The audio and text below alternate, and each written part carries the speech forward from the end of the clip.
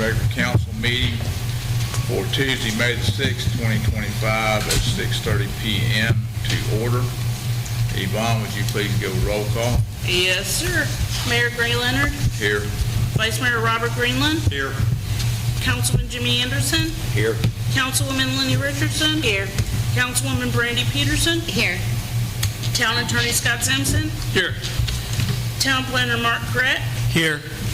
Deputy Clerk Brian Smith. Here. And Volusia County Sheriff is present. Okay. Lenny, would you please lead us in the invocation? Gladly. Thank you. Let us pray. Dear Lord, I come to you with great thanks for our wonderful town, and I thank you for this beautiful day you've bestowed upon us. Dear Lord, I thank you for this council and our employees and anyone that is involved in the workings of this town. Dear Lord, I ask you to bless them. I ask you to please grant us wisdom in our decisions that we make, that they will be the best ones for our town as a whole. Dear Lord, please continue to bless our town forever. Amen. Amen. Amen. Please rise for the pledge.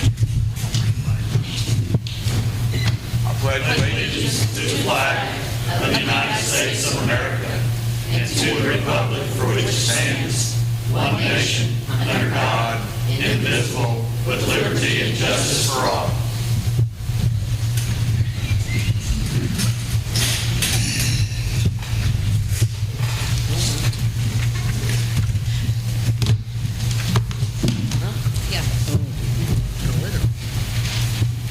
Okay, first item of business is item number 4, approval of minutes.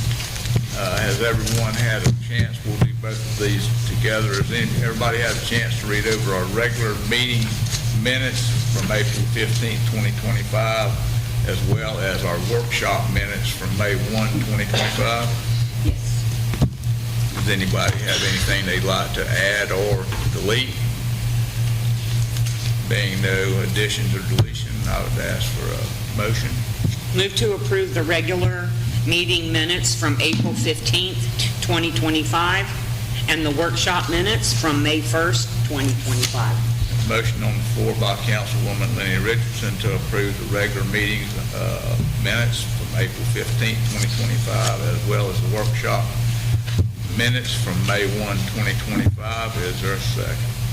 Second. There's been a motion made and seconded by our Vice Mayor Robert F. Greenland.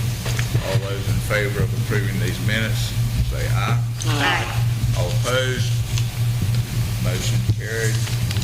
Unanimous vote. Item number 5 is new business.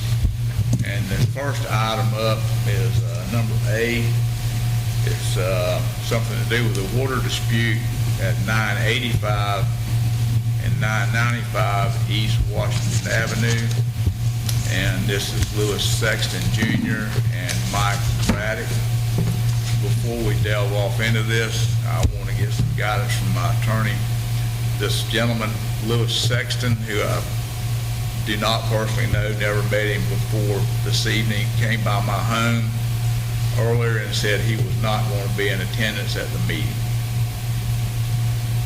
Should we continue with this, or should we table it till he can be here, or what's your recommendation, sir?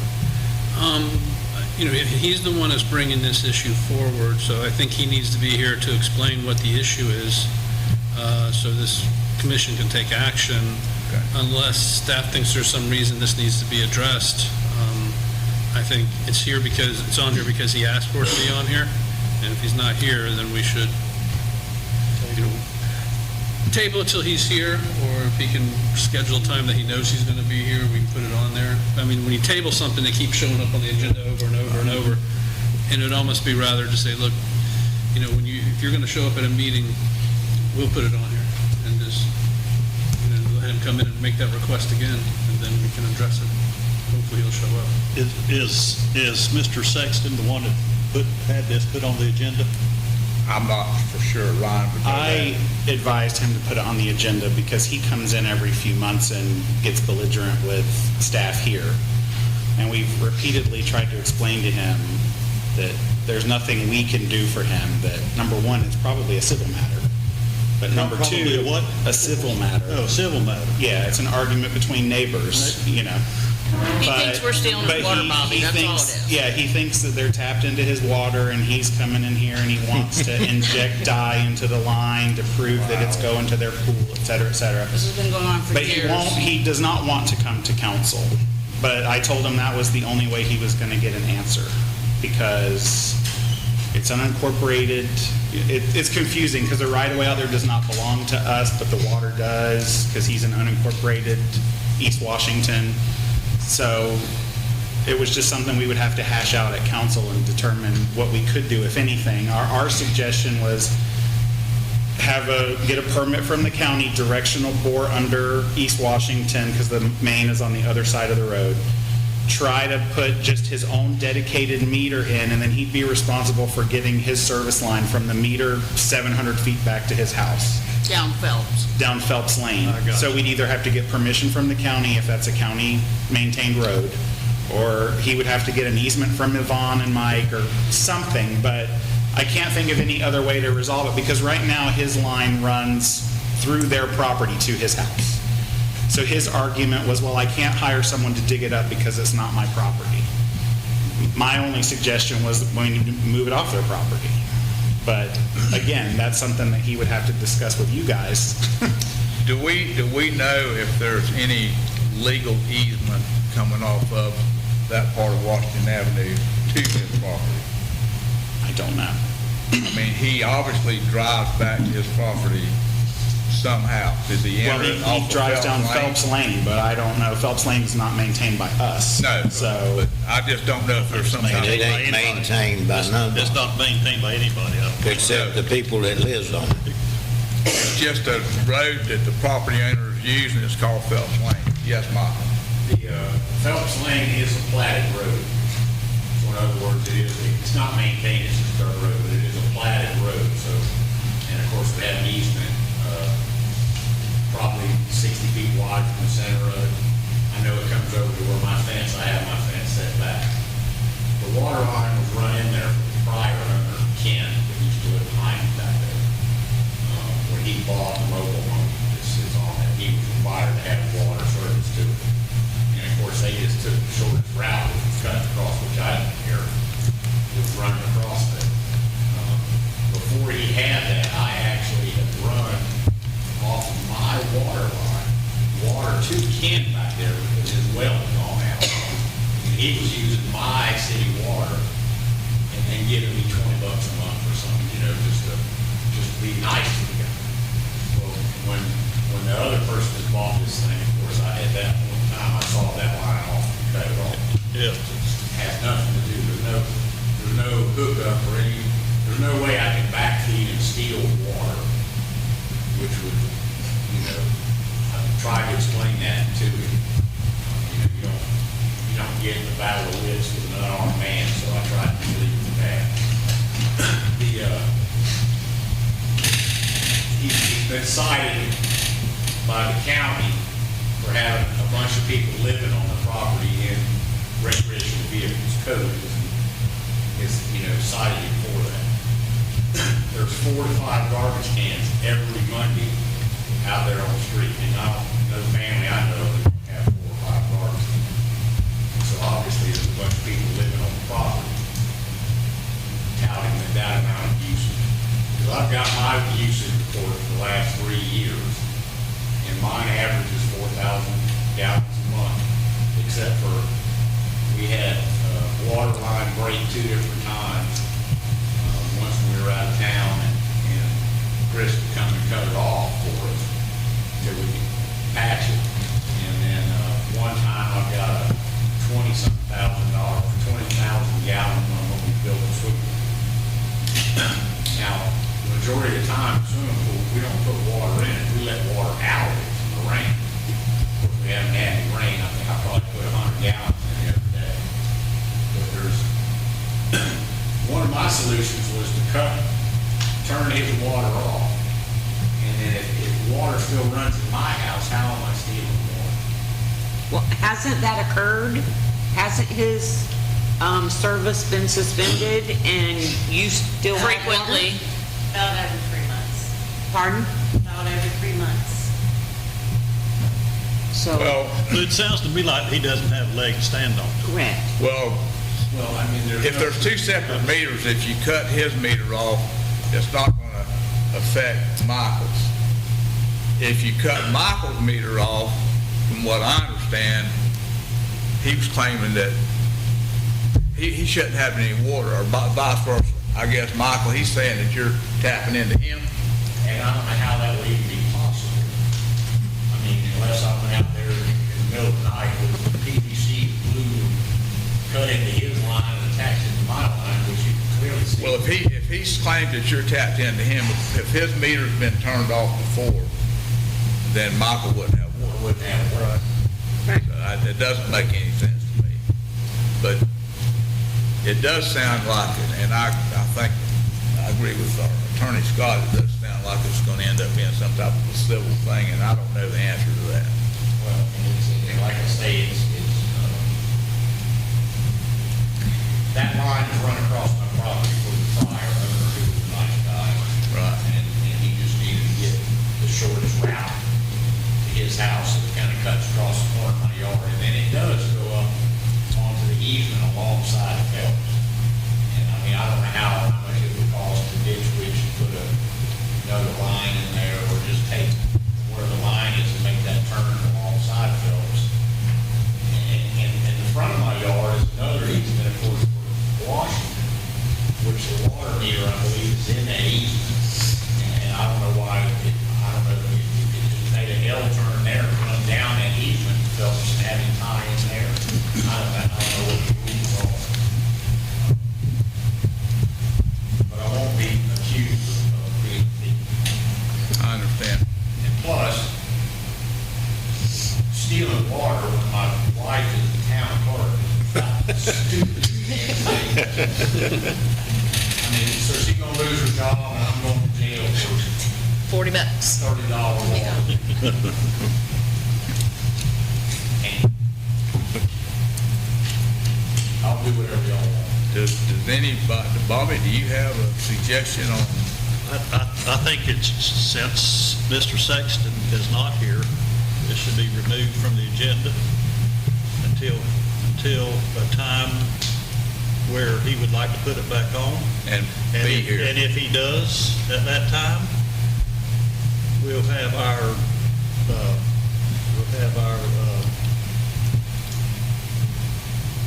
town employees go out to that area with him and turn one or the two water, cut the line off, turn it off, go into Mike's house or to his house, cut it off, go into Mike's house, And verify? and verify. That's what I agree. I mean, that's the 100%. simplest thing. That's the simplest thing to do, I agree. I don't see any use of this going to a civil suit. No, I don't either. Not from what I've heard. I personally don't either, and if we can accomplish that, if he wants to come here, Right. like you say, other than that, I agree that, so is there a motion in that effect to remove it from the agenda until Mr. Sexton is willing and able to appear? So moved. Okay, the motion made by Councilwoman Lenny Richardson to remove this from the agenda from this day forth until Mr. Sexton is willing to be here and appear. Is there a second? Second. I would like for my remarks to stand on the record in my. They are. They are. Okay, it's motion made by Councilwoman Lenny Richardson, seconded by Jimmy Anderson to remove this from the agenda until the gentleman can actually be here. Are we ready for the vote? All those in favor say aye. Aye. All opposed, motion is carried, unanimous vote. And included with that motion is also, the Vice Mayor said about, he has to go out there with staff Yes, and do that yes, that's testing, included. and it doesn't come back to y'all if he's not willing to do that. That's included in that motion. That's correct, Yeah. yes. That we go out there with our people and check those meters as we discussed. And it doesn't, if he's not willing to do that, it doesn't come here. I agree. Right, it doesn't come back. Yeah. Right. Now, he can always show up under unscheduled items if he wants to, but can't control that, but we're not going to schedule the items. Okay, moving on. Item number 5B, updates from the Community Traffic Safety Team meeting, and I'd like to call on Lester Pulley. Good Thank evening. you, Les. Lester Pulley, 363 North Pine Street. Attended the last County Traffic Safety Team meeting, which was Thursday last week, and brought my notes in here.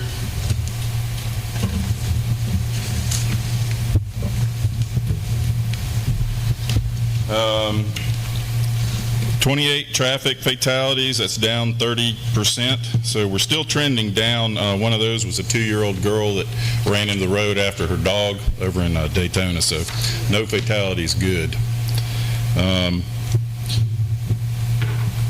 There's speeding issues countywide with all the different agencies.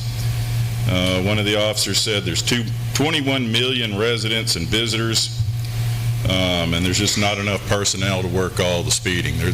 Speeding's rampant everywhere, and they're getting called off on accidents and other things. So speeding's a problem countywide, probably statewide.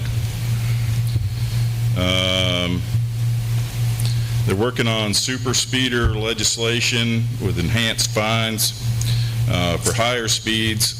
So the faster you go, the more your fines are going to be. And for locations like school zones and stuff, you're going to have enhanced fines, and that's in current legislation. Sunrail has an increased ridership monthly.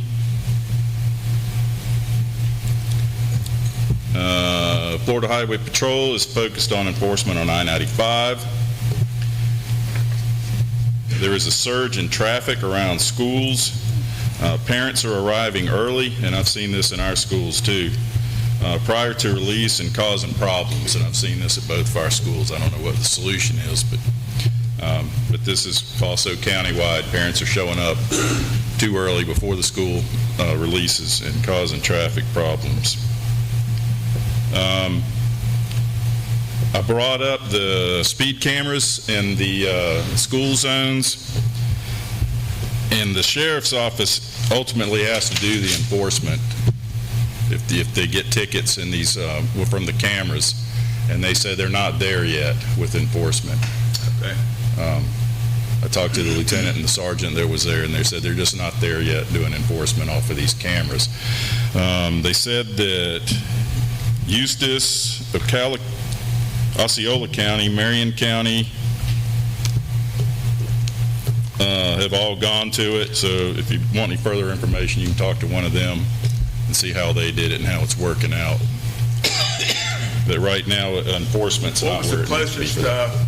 place to us that is doing that? Eustis? I would say Eustis.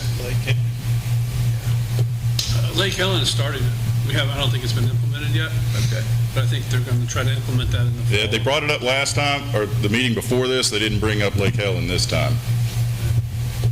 They didn't think they could get all the work done by the end of this school year, and so I think they're trying to have all the cameras. And there's not that many schools, Lake Helen small. They're looking to have it set up by the fall term, I think, is last I heard. The problem is apparently the enforcement of it, and taking a picture of somebody's tag and then charging them. And Yeah, we They haven't say it wasn't implemented me. it yet. I know we've done the ordinance, we did the agreement, but we haven't actually started the implementation process. On the school zone speeding in Pierson, from me looking in, it looks to me like most of the actual speeding regarding to the school is not happening in this actual school speed zone. There's so many people crowded on the sides of those streets, you can't hardly go down not on Washington. on Washington. Now, they may be having some problems at the elementary on Highway 17 north here. I don't know, because I just haven't been sitting up there. There's usually a deputy sitting up there when they're dropping off and picking up. There's usually a But- deputy out there. While the sheriff's office is here when we're talking about speeding in schools, we do have a significant problem with speeding in the mornings on kids going to school. On 3rd Avenue, 2nd Avenue, Frederick Lake, those streets that funnel the traffic to. Which has been an ongoing Yes, complaint. I mean, I see it happen every day. Anything else? Beth? Yeah, the camera thing, they say is not a good deal cost-wise. It sounds like it is, but ultimately it's not. So that'd be something you'd probably need to research before you actually did talk to people who've already done it. It takes quite a bit of money to capital outlay to get it going. Yeah. Actually, the company pays for all that. Really? But, Yeah, the company pays for it up front. yeah, but then you get a little money, they get money. You have to have code enforcement system set up Okay. so if somebody appeals the ticket, that's handled internally by the city Okay. through code enforcement. Jeep Beach, which I'm not really familiar with, but apparently that was not really an issue this year. They had a lot of noise complaints. I guess the Jeeps like to blare their music at night, but that wasn't an issue. I'm not real sure what that is, but it must be something over there on the beach. It is. It is. They're expecting a lot more juvenile complaints once school lets out this month, car break-ins, that sort of thing.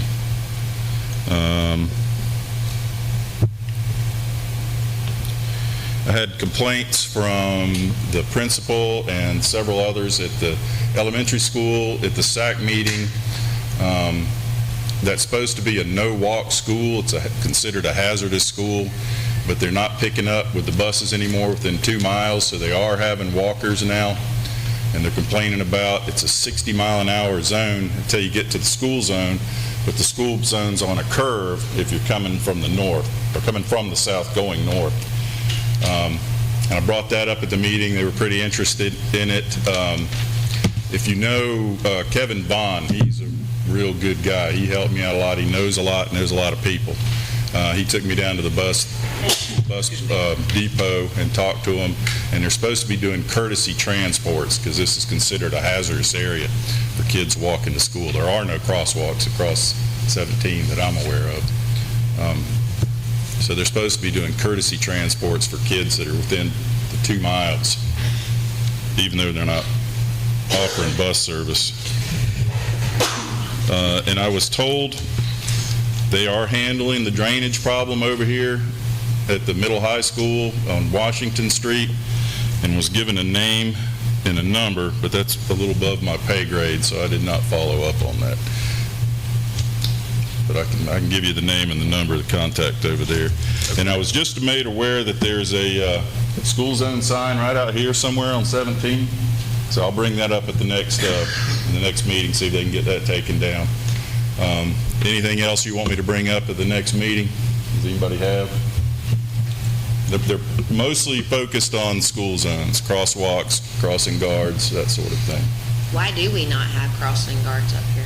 Because they're not supposed to be walking, at least at the elementary school, they're not supposed to be walking. So when they went up there, when they moved the school, they did away with safety guard, or crossing guards.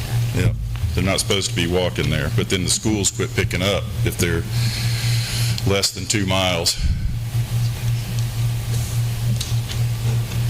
So if they live on the west side of 17, they're in trouble? But there's supposed to be a courtesy bus for kids that can't get dropped off. There's supposed to be a courtesy bus that picks them up.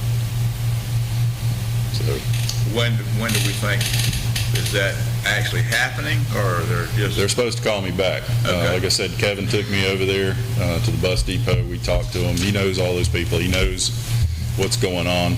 So they're supposed to be contact. I don't think anything's going to happen this school year, but hopefully by next year. Mr. Mayor, Yes. Deputy Carbajal. Yes, Deputy. I'm out there every afternoon, and there's one kid that walks. She's my bike. She lives up on here on the second avenue.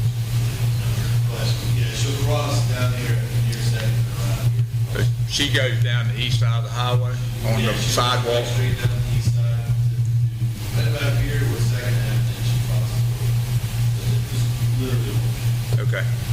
Well, I've seen others coming from the north, but they're walking with their parents on the sidewalk up there.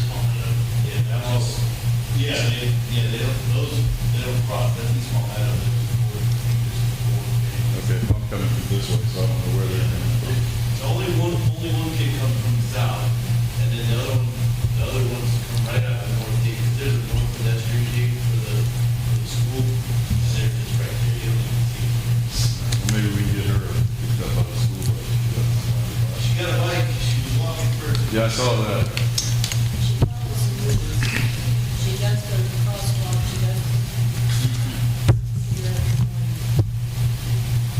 Okay, anything else? That's all I got. Thank you. Thanks, Les. Thank you. Y'all have any more questions of Les? Okay. Moving on to item 5C, it's the airport status discussion. And what I'm prepared to talk to tonight on the airport status is we've had a controversy about this 70-foot diameter segmented circle that we were supposed to be required to install. And I received a call from David Smith with FDOT, he's an FAA guy with FDOT. And I was in the clerk's office when I took that call, and he said that we do not need to install that segmented circle. The main reason is there's not sufficient room to install that circle between the area that we have and the road. And so we are basically exempt from installing that circle. And he said as far as our runway delineations and things like that, according to what he told me, he said they were adequate. At the very least, we just need to keep that area marked as it is and not let it deteriorate. The only other airport thing I had to discuss is I think everybody's aware that the gentleman here, Kurt, had an issue with his red and white tail dragger. Apparently he had a problem with a magneto and had the engine failure, forced landing on Highway 17. And that was yesterday, probably around 4 o'clock, give or take. And thank goodness that no one was injured. I think some officials from NTSB or FAA or somebody came out and talked to you today. I don't know the outcome of that. I'm not privy to that. I will say that Deputy Carvajal was definitely on the scene and handled that very, very well. George, do you have anything that you would like to add to that would the council needs to be aware of? No, actually, Lieutenant Clark was the one who spotted it initially, called it out. But no, it's just look. Okay. I mean, it was it was 3:55 in the afternoon. Wow. Right in between the school, it just had let out, 25 minutes prior, so it cleared most of the school traffic, and rush hour traffic hadn't really started kicking in yet. So, I mean, it was just right in the middle of that. Yeah. Okay, with regard to airport status, do you guys have anything Yes, that you would I like do. to I add? do. Okay. So, I understand our insurance premium is due Tomorrow. tomorrow. Both of them are in your packet. One is from Brown & Brown that covers all of our other insurance, and the other policy in there is the one that usually does our import insurance. So the second one, not the Brown & Brown one, but the other one, the 294647, that does not include the terrorism and the, The 29 was the one from last year. I put it in there so you could We see just what it put cost what last year was to this To year. this year. okay. Yeah. So it's 4,000 something, 3909? Which one? The one from Melissa Solis I think it's the second page that has on the second amounts page. on it. 390960. That's inclusive of the terrorism and active war and so forth. One's for this. What's that? With and without. What's the difference in the hangar keeper thing? What does Yeah. that mean? Premium without hanger keepers, or you can get it with hanger keepers. Prior to this, we have never done the hanger keeper or The hanger keeper is just the hangar bay things, it insures them as well? So I don't understand why without the hangar keepers is higher than the ones with the hangar keepers. I don't understand that. Because you have a deductible. Oh. But anyhow, that's a significant increase from last year, $1,000. And as we know, the approximated cost to maintain this airport is $12,000. Is what our deficit has been running. I can't name one beneficial reason that that airport is to the taxpayers of this town. I can't name one person with a plane. I don't know how we can continue to ask the citizens to throw good money after bad. It's something that does not anyone in this town. I personally, as a mayor, feel like it's a tax burden to the taxpayers. They're paying $12 grand a year to have one or two airplanes use the airport at most, at least currently, the way it is. And out of the folks that have been using the airport, there's been a lot of them that did not pay their tie downs and their hangar fees. I think we have two people, I think, now that actually pay their bills, two hangars, I think, that pay. And that's a long way from making enough money to cover a $12,000 a year expense. I personally cannot justify continuing to operate this airport. Anybody else have any discussion on it? I sure don't want to see the airport closed. I believe there is a way to alleviate the majority of the cost of the taxpayers. I know the Volusia County Sheriff uses it in training. I am aware, though, that we do need to watch our P's and Q's, and I do know that we did have people renting or not paying for tie downs and et cetera. That's got to stop. My other question is, just what, with these premiums, what is mandatory? Yvonne, do you know? The top one with, this one right here, correct? The premium without hangars, the $3,060. $3,060. If you don't want to do the terrorism or the hangar keepers. And that's the only thing that's mandatory. What I'm looking at, these others These are are all other ones are optional. options. Right. If you can see the back page, I think is the thing you would sign if you accept it or if you do not.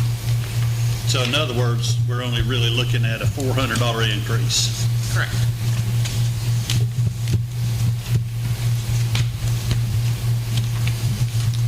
So which one of these would be our total premium cost for this year? I'm looking at some numbers here, and I'm not sure which one it would. With the $1 million limit, it looks to me like it's $33.82. $33.82.49.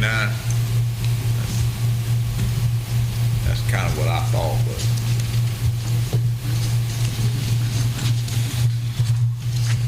Historically, I've never heard, it seems like all the tenants we had, it cost us money to evict them, we just paid Scott, God knows what, to handle 3 aircraft that were abandoned there.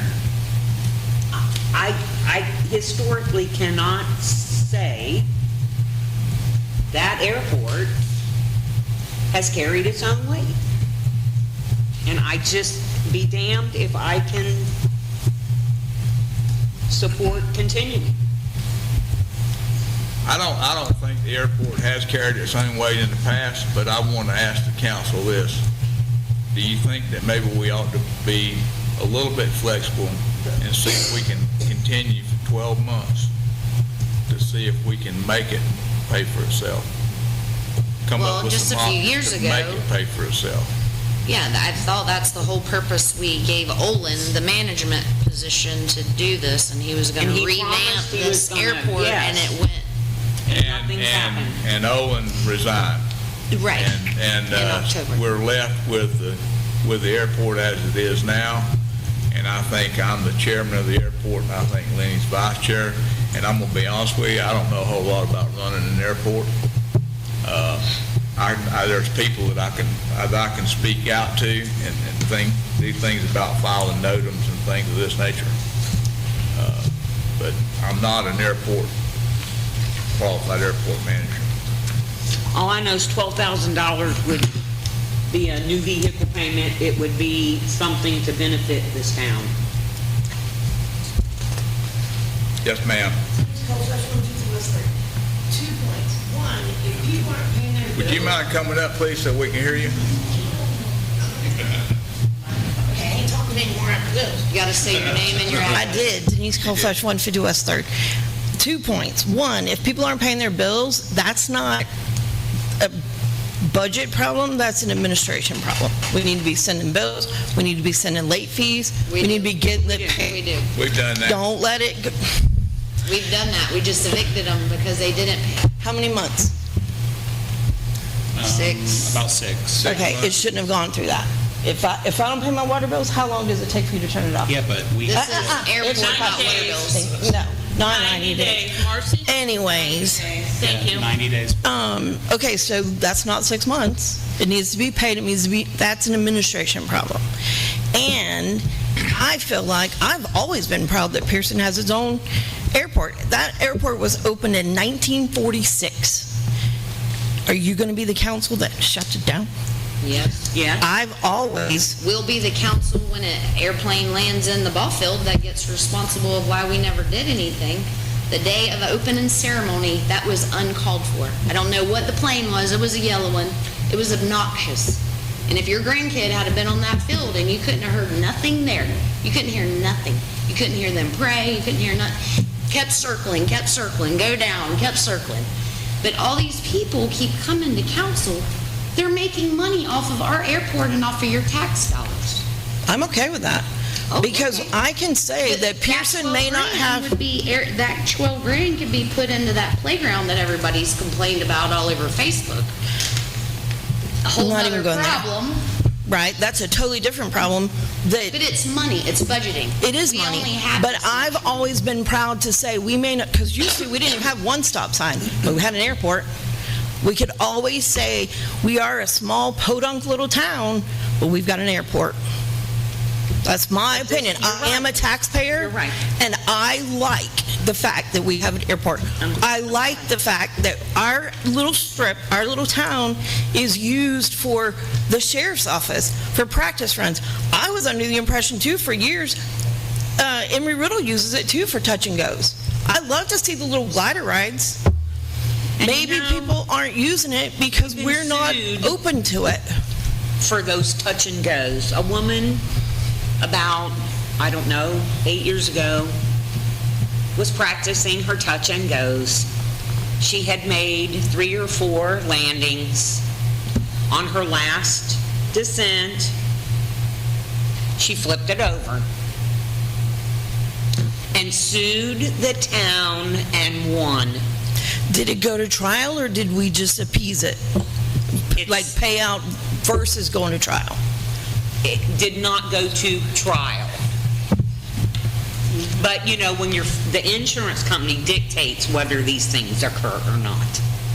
Well, I'm just here to say, I like it. I don't want it shut down. Yes. I don't mind my money going towards it.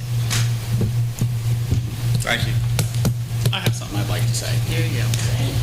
Ryan?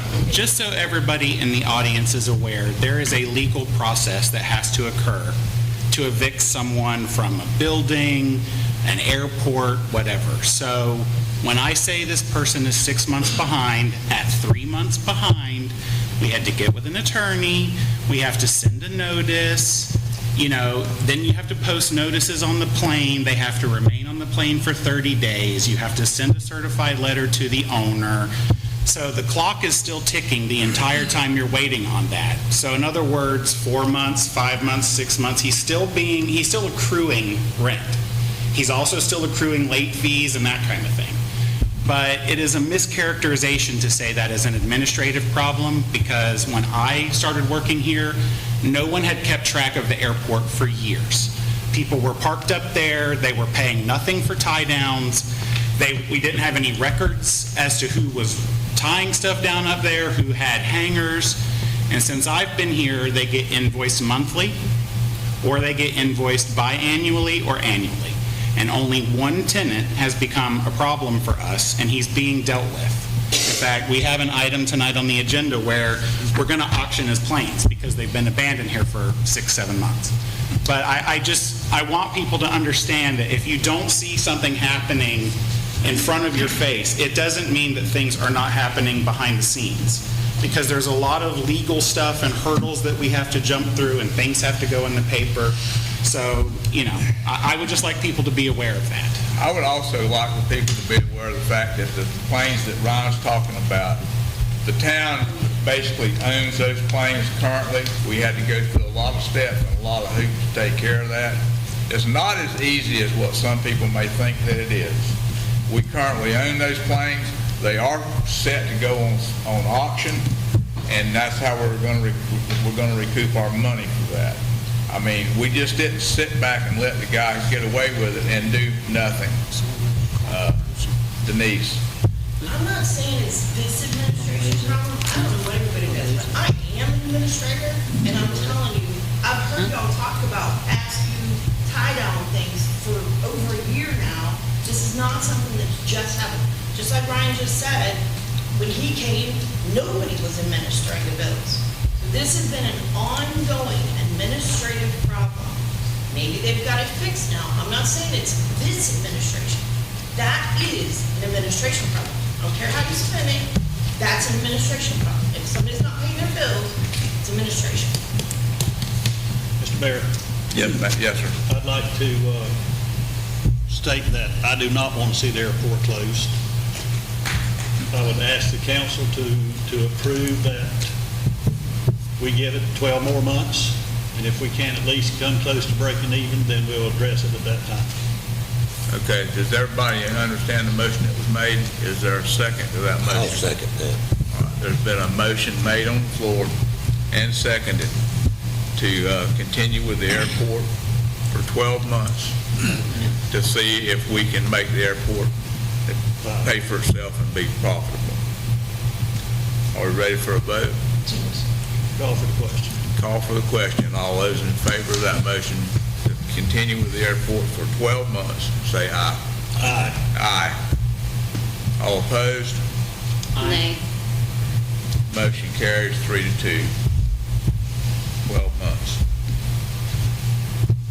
We still have to determine the insurance, because I have to submit it tomorrow. Okay, now that we know we're going to have the airport for at least 12 months, let's Now we decide have to what we want to do about the One of these insurance. policies.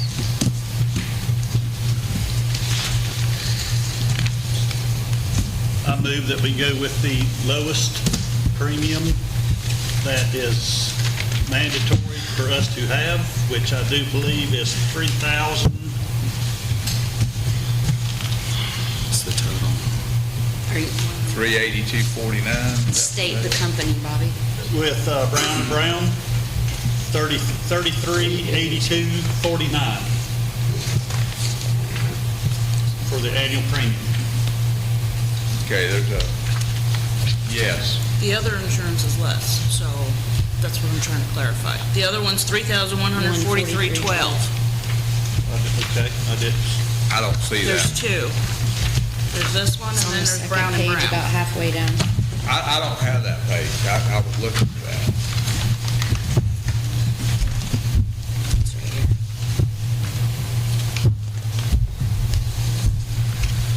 The ACE, Brown It's and two different. 3143.12, is that it? Yep. Okay, I rescind my motion.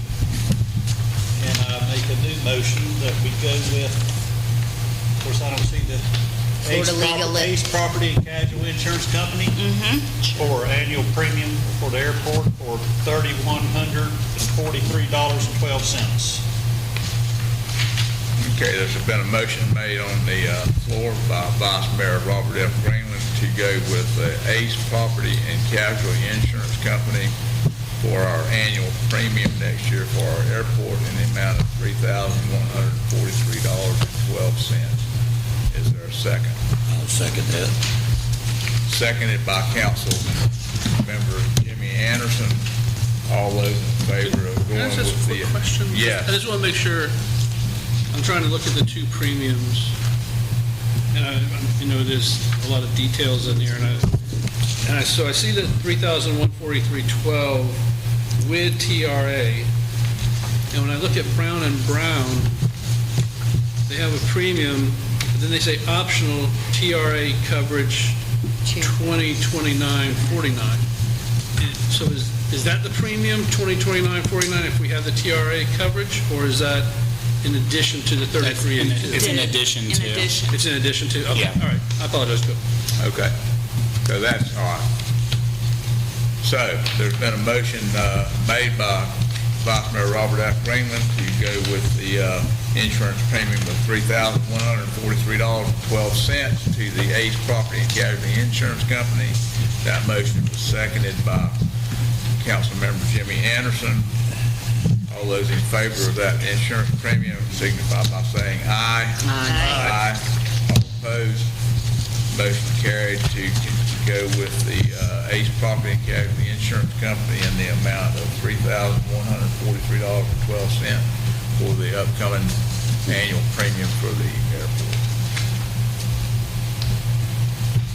Okay, item number 5D, we have some gentleman here, I think, maybe by the name of Douglas Carlson, that would like to talk to the council about a proposal to install some type of a hangar. I'll let you explain that. What a coincidence that we're talking about the airport. But I'd like to know or research the possibility of building a hangar at the airport. And what was your name? Can you? Douglas Carlson. And where are you from? I'm from D-Land, from 919 Biscayne Boulevard, Hangar 10 in DeLand. Okay. So I'm interested in building a hangar, and for me, I rebuild helicopters, so I don't necessarily need to be on the airport. It's more convenient to be on an airport. My reason for being here is to feel out the town about how they feel about the airport. It's very interesting to me that some people don't like it and some people do. So for me, I can deal with 5 or 10 acres and I can build a hangar and I can have helicopters there.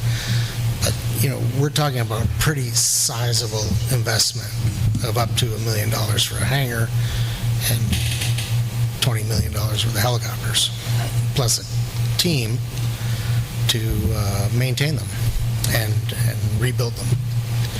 So that would bring some jobs to our area, to the airport? It's tough to find the workers organically for this because it's really special. But, Sir, could you speak up a little bit? I'm sorry. It's tough to find, workers organically, like in the local area.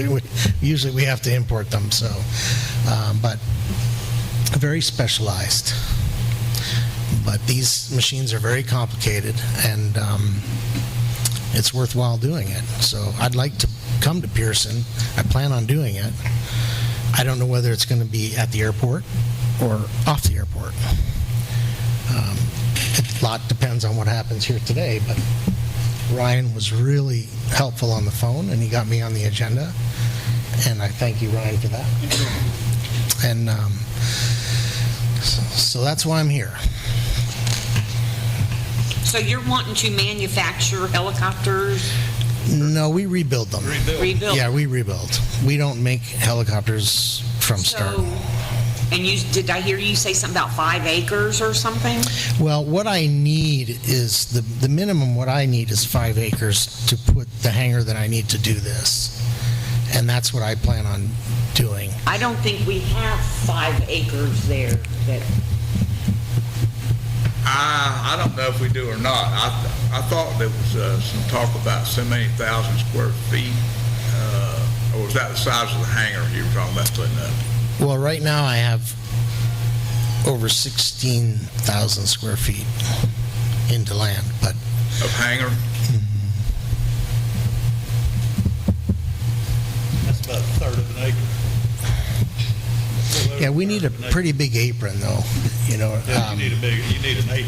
Yeah, we need a pretty big apron. There's a lot of concrete, there's a lot of, we don't make much noise. We only fly the helicopters once or twice a week. As a matter of fact, you might have seen me flying around here on Saturday, and I've been in this area with one of my helicopters quite a bit, landing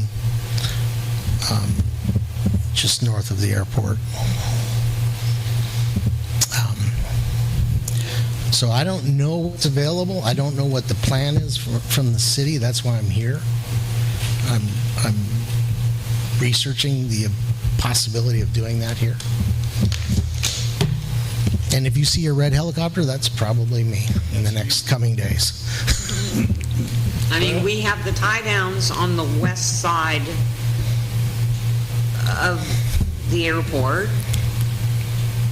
So for me, grass doesn't completely work. I need an apron, and I need a building on that apron. So, I think what you need to do is come back, get with town employees. Let's see what we've got there for you and see if it's available. The size of piece of property that you're requesting is available there at the airport. If not, then, we got to start with that first. Do you think it might be a good idea for him to also maybe get with Mark to see what we have? I mean, you're going to have to get involved in this at some You're talking an point. apron, you're talking stormwater, you got parking, so, I mean, it sounds like a major development, so we'd have to. it's complicated, yeah. Right, yeah. That's what we've got to do. I think I would like to direct you, or maybe get with our town planner, set up a time when you can meet with him and with our folks at the clerk's office and kind of come together and put something, down on concrete, on paper that everybody can look at, and, and then if we can, then maybe move forward from there. Yeah, see, the problem I have is I don't know what's available, so I don't know what I have to work with. I don't know what's available. So we'll have to take a look at. That's why you need to get, that's why you need to get with the It's been a long time since planner. the airport's been surveyed. There's been some survey work been done, but I do not know if there's an actual airport survey we at one time looked at the price of doing a survey. What was it, Ryan? 25 grand.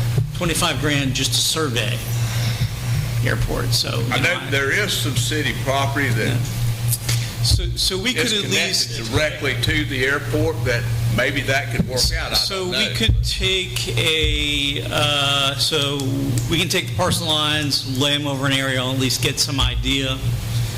Obviously, if, this is something that's going to be, that we're going to proceed with, and survey work will have to be done, and obviously that's something that we'd, be looking for somebody to, cooperate in. To pay for it. That's fine. Yeah, I have no trouble with that, so. How do you ladies feel about it? That's Looking fine into with that? me. I mean, it would, if it all worked out, it would be a benefit to the town as well as. Long Yeah, as, I mean, I want to see the airport pay for itself. That's That's my exactly point that's- here. I mean, that's what we're all Correct. 5 sitting here to do. Exactly, and I think that Well, I was possibly could be a Yeah. step toward I that. was sitting here thinking, what I'm here for certainly would do that, so. Yes. I guess Yes, my sir. question then is if you're wanting to do that on town property, is that like, we're talking like a long-term lease type scenario? leasing or buying it. I don't know. I don't know what the choices are. So right now in DeLand, we're leasing. Yeah, And- I mean, I think that's all things we'd have to look at and explore. Yeah. I mean, you got a bunch of options, you know. But I think that's where you need to start, is to get with the planner and see what we have there and exactly what it would entail, make an appointment with him. I'm going to do that And right start, right now. and just start working towards that. Thank you. Thanks for listening. Yes, sir. Would you come up and tell us who you are? If Yvonne's going to get you an appointment.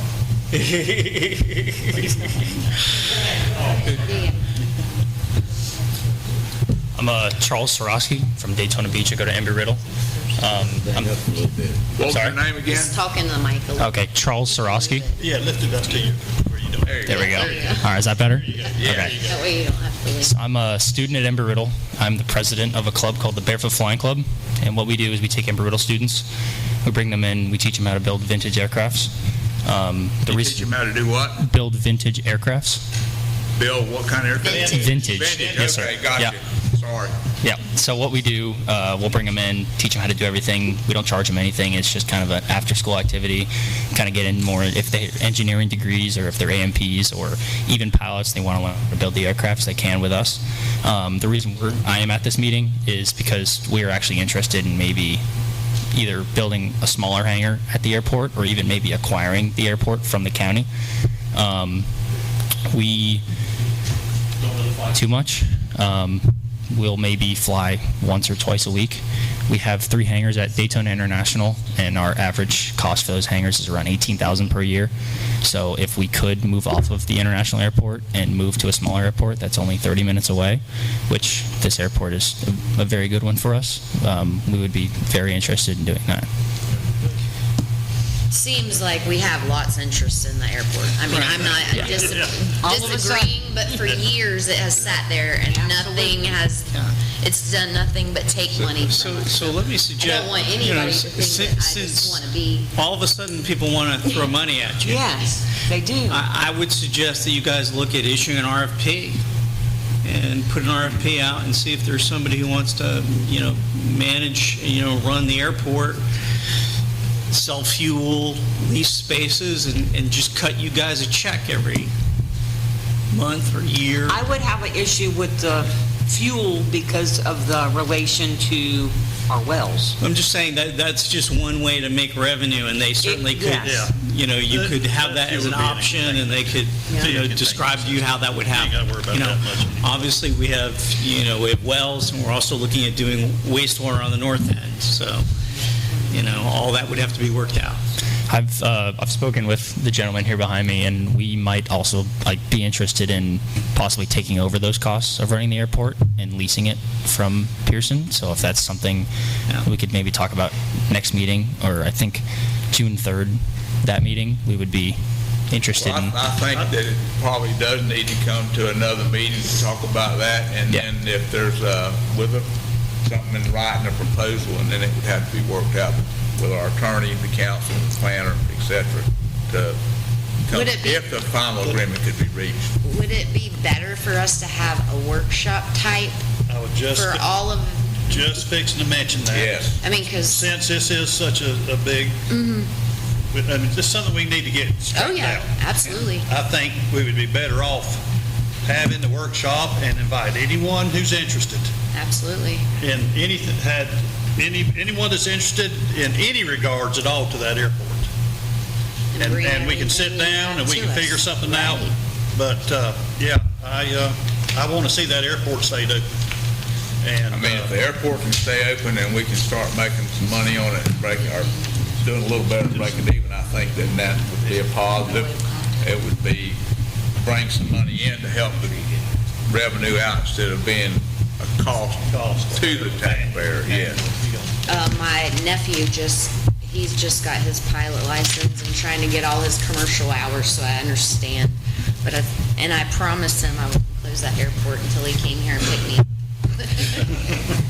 Well, he can fly for free if we take over the airport. Before we leave this council meeting tonight, then we probably need to talk about scheduling a workshop on this whether it be in a week or 6 months or whatever, but we need to have one. Gray, Yvonne's getting all their contact info, so Okay. maybe we can get a consensus on a good date and time Okay. for everybody. Thank you. Thank you. Thank you.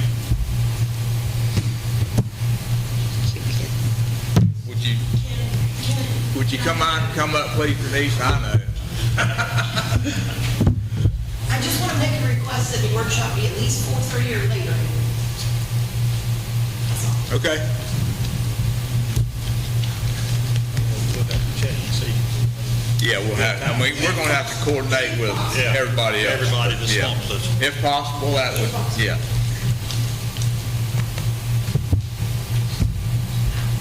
Okay, let's give her a minute to do that, and then we'll move on.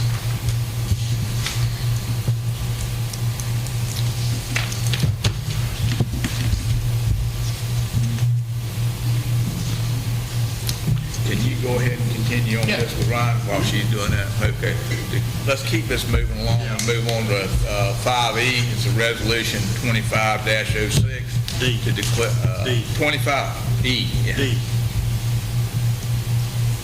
We just talked about D. No, we just talked about the airport discussion.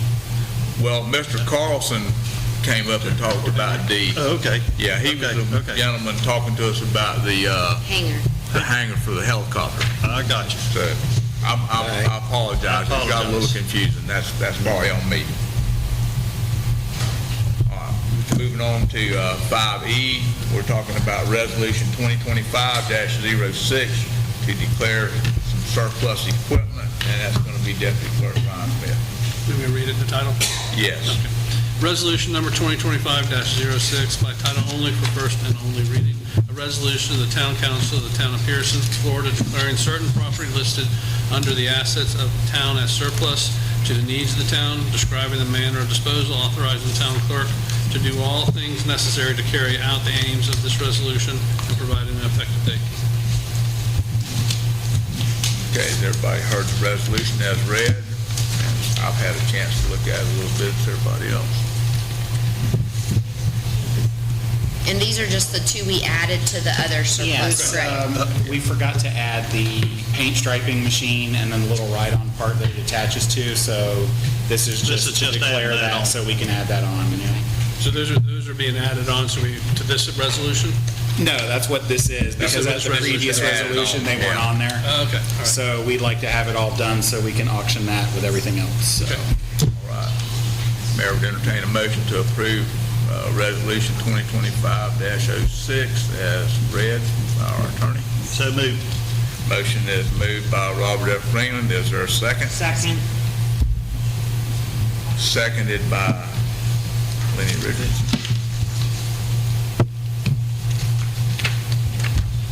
Brian, can you do the roll call vote on this, please? Yes, Councilwoman Brandy Oh, Peterson. do anybody have any public comment on disposing of this old surplus equipment? Okay. Councilwoman Brandy Peterson. Yes. Councilwoman Lenny Richardson. Yes. Councilman Jimmy Anderson. Yeah. Vice Mayor Robert Greenland. Yes. And Mayor Gray Leonard. Yes.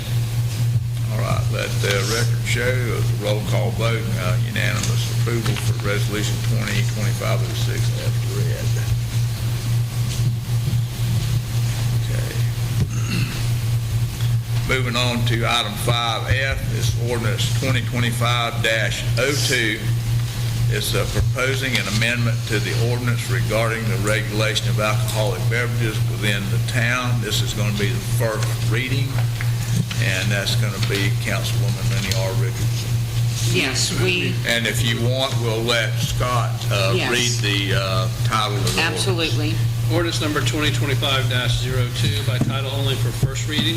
An ordinance of the Town Council of the Town of Pierson, Florida, proposing amendments to the Pierson ordinance regarding regulation of alcoholic beverages within the town found in Chapter 4 of the Town Code, amending the hours alcohol is permitted to be sold within the town, repealing all laws or partial laws in conflict herewith, and providing for codification, severability, and effective date.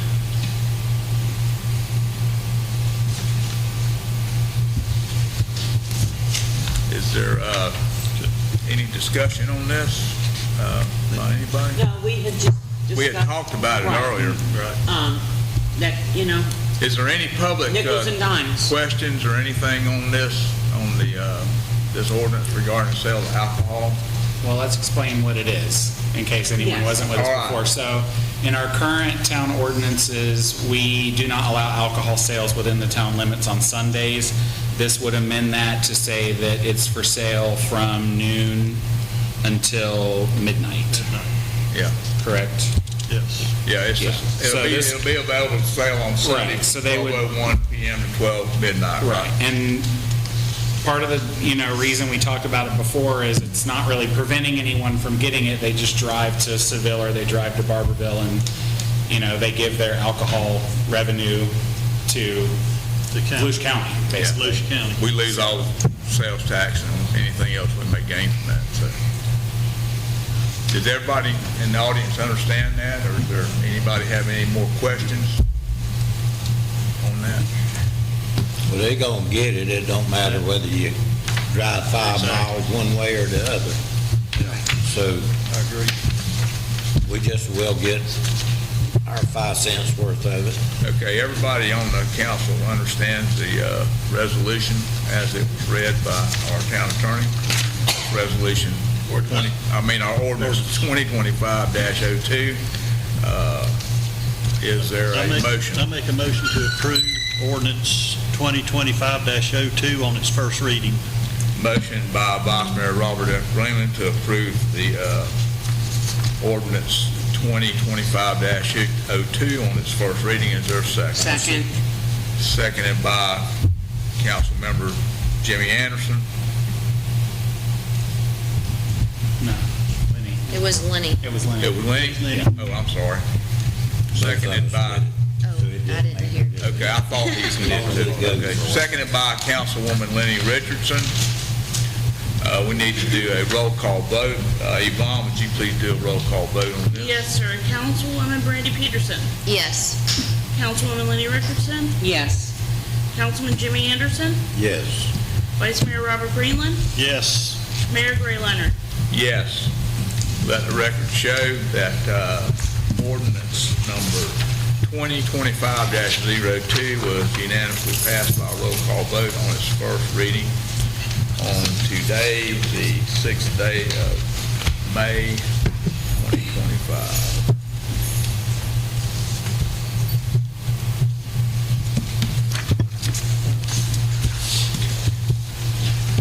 This is going to be the final reading, right? Yeah, that's what I thought. Okay. All right. Moving on to item 5G, it's the Volusia County Sheriff's Office contract discussion, and I'm going to turn that over to Councilwoman Lenny Richardson. Thank you, Mr. Mayor. Yes, ma'am. So we had previously discussed our new contract with the Sheriff's Office, and I had a question for our attorney, that in our charter, did it indeed require us to provide additional, what do they call it, enhanced coverage? No, you're just authorized to provide law enforcement. Pardon? You're authorized to provide law enforcement? Right, not mandated. Mandated. to Correct. provide any. That's the same with the Home Rule Power Act. Right. That- So, he might want to, Scott might want to elaborate a little more on this contract. In terms of what we've discussed? Right, and what your recommendation is. Well, the discussion. Explain to who's here, yeah.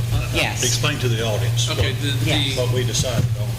well, the discussion The at the discussion at the workshop. was, there's a proposed contract, and the commission was concerned about the increasing cost of the contract, especially when you add that cost to the amount of property taxes that we already pay, the residents pay, that go towards the sheriff's services. We're pushing, I believe, the number was close to $500,000.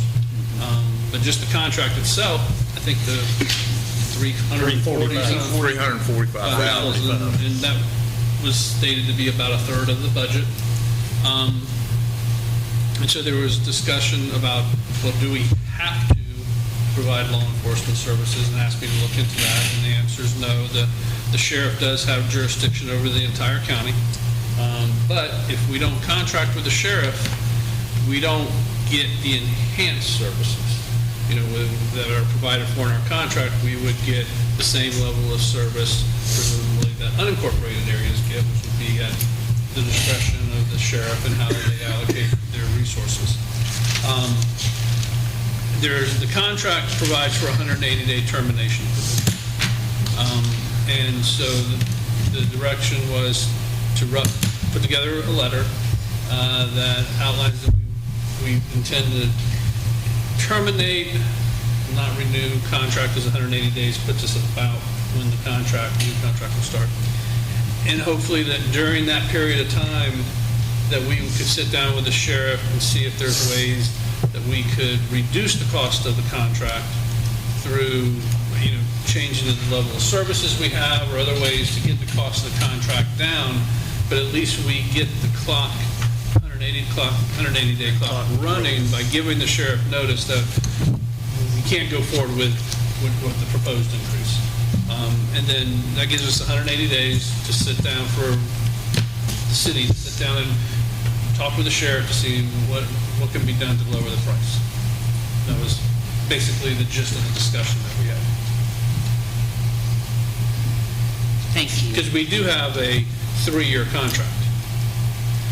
So if we don't do anything, we're going to be under contract again. You've got the proposed cost. It's not really a new contract he's offered. We've got a 3-year contract. It says this is the cost next year of that contract. Right. So the longer you wait to give the 180-day notice, the longer you're going to be paying that higher price.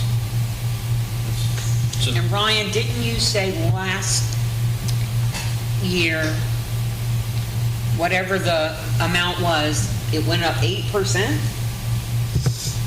It went up during the year? It went up 8% from last year to this year. Last year, when they brought us their proposed numbers, it was around 309,000, and they told us up front, this is based on the projected numbers based on what they had in their third quarter or whatever it was. And then when the actual invoice was issued, it ended up being 319, so it was actually 15,000 higher than what we had budgeted. So this year's estimate is 345,000. Whether or not that goes up or down, they really don't know until they have their actual numbers. So you could be looking at more or less than that. But between last year's 319 and this year's 345, it's an 8% increase. And the year before that, it went from, for like 3 or 4 years during COVID, it was always the same. And then it went from that to 4%, up 4% in 2023, 24, and then 2024, 25, it doubled to 8. So. And I think maybe we ought to let the people in the audience know about the budget pinch that we're in, or the amount of the budget. The town's budget is going to run roughly around $1 million a year. So when you take the $345,000, that's a third of the budget or a little more. So if you take that $345,000 out of there, that's only going to leave us $650,000 to run the entire town on for 12 months. And that's why we're working on this, trying to see if we can't come up with a better solution, because it's, Pierson we only can generate so much money, and the cost of everything goes up every day for the town, just like it goes up for all of you guys. And we're trying to just find a way to try to save some money so we can take care of a little more stuff in the town. Right.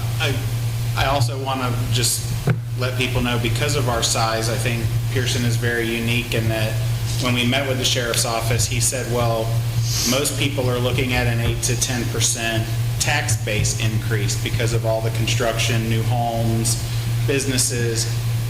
Pierson doesn't have an 8 to 10% year-over-year tax base increase. We built 3 new houses last year in Pierson. Yeah, we don't see that. So we don't see that. So we're unique in that, just because the other municipalities in the county see that increase, we don't necessarily see that increase. Well, and another thing with our contract and what we talked about in our workshop the other day, there's some discrepancies in the contract. It says we get that's very 12-hour vague, shifts, two yeah. vague 12-hour shifts, and we get one 12-hour shift.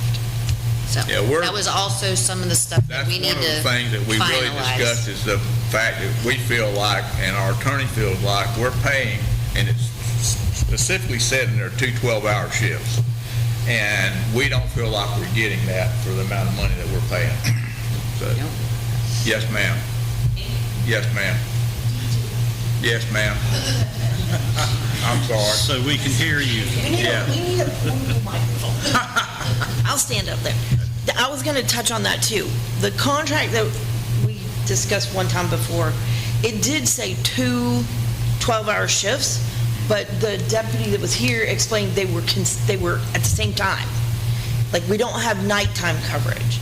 So, We do have, it's 2 p.m. to 2 a.m. okay, so it's only nighttime coverage. We have, right now, I think. But we don't have 24 hours. I think right now the common shift that Deputy Carvajal works is 2 to 2, 2 in the afternoon and 2 in the morning. We used to have a constable here. Could we just research, what would it cost us to have our own deputy here?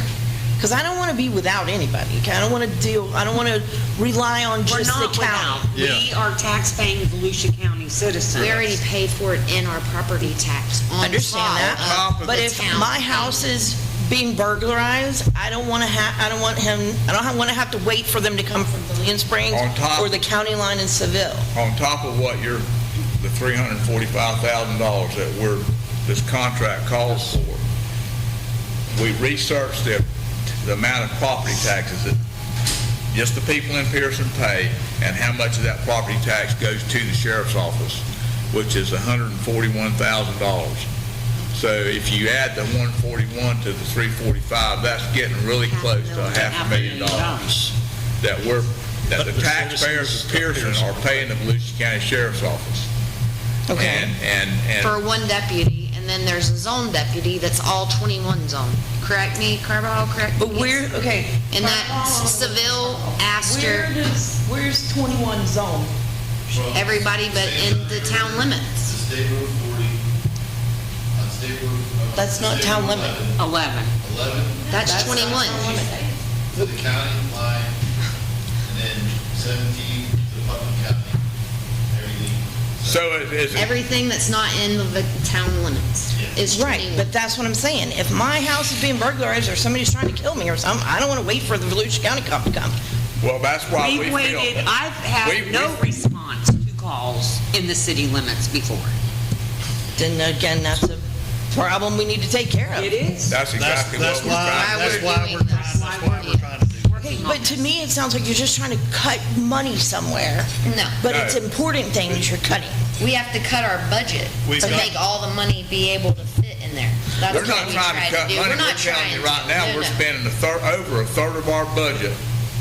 Okay, I understand that, and I didn't come up here to argue with y'all. I'm just giving you my tax-paying opinions.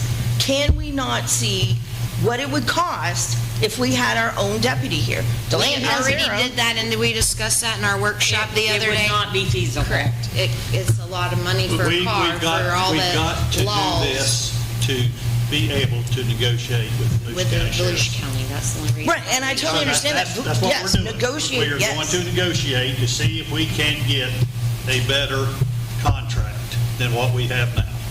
Okay, and I'm just saying, maybe research, if you've already done it, I apologize, but if you haven't done it, research to see, do we have something, before we go talk to him, we need to plan B in case we can tell him, never mind, we'll do this. That's all I'm saying. Well, like Grace said, regardless if Volusia County, the county is contracted through Volusia County Sheriff. So if we do away with the sheriff and you have a 911 call, you're still getting a 911 call. They're still coming to you. It's just not going to be the one that's right here in Pierson. But if happens between 2 o'clock in the morning, I want to give you. 1 o'clock in the afternoon, you're not getting one anyway. I want to give you a real-life scenario that happened to us very recently, the town of Pierson. We had an incident that occurred over on Hagstrom Road where these kids drove off the road, tore the road up. We had photographs of them and everything else. The sheriff's office was contacted on it, and it took them about 2 hours. I may be off on that a little bit. It took them quite a while to have our deputy respond, because our deputy was called out of Pierson to go to an incident that occurred in Astor where a gentleman had committed suicide. And he was over there in the woods, south of Highway 40 in Astor, Mary Farms, where a gentleman committed suicide. And my question is, why did our deputy have to go over there and respond to that? I mean, there's a whole lot of other deputies in Volusia County that could have went there. Absolutely. So, I mean, I question that, I do question that, and I want those deputies to be as responsive to us as they can be within reason. I mean, we all know that things happen that pull people off of the area that they happen to be in. George. Same scenario, eliminating the Pierson deputy, their response time would have been 6 to 8 hours. Right. Because that deputy would have been on that scene till that scene was done. That would have been your 21 zone deputy. The response time would have been 6 to 8 hours instead of 2 to 4. And I don't want to wait 6 to 8 hours. I don't want to wait 6 to 8 hours either. Did anybody else have any more comments on that? So we have instructed staff or the attorney to write this letter to, Well, it's already here. I drafted Okay. a letter. I tried to pick some information that I thought. Is this the letter you so got? this is a Yes. letter, okay.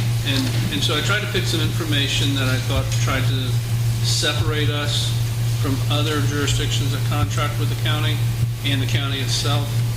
And the thing that stood out to me the most, and if it's not relevant, you can tell me, but the exempt property. No, I think that's, Very needs to be put in relevant. there. Yeah, Correct. well, Exactly. we have a third of our property. 31% of our property is exempt from property taxes here in Or Pierson. lessen, lower. Lesser, yeah. Not The lower exempt totally, property but taxes, very much because lower. we have a lot of ag.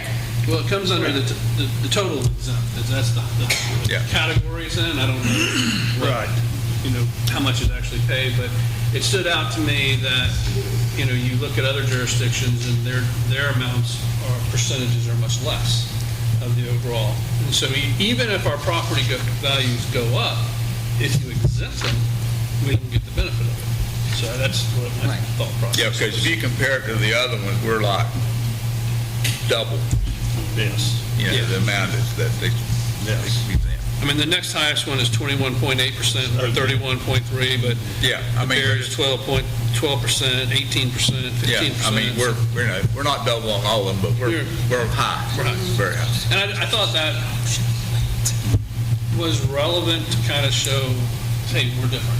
That's what I was trying to get out of that. Yeah. I think you did a good job on that, yes. I'm not saying the letter needs to come from me, maybe it's better for the mayor to sign it. Yeah. That'd be fine with me. I don't Well, know if that was my question. Do we have to approve the letter?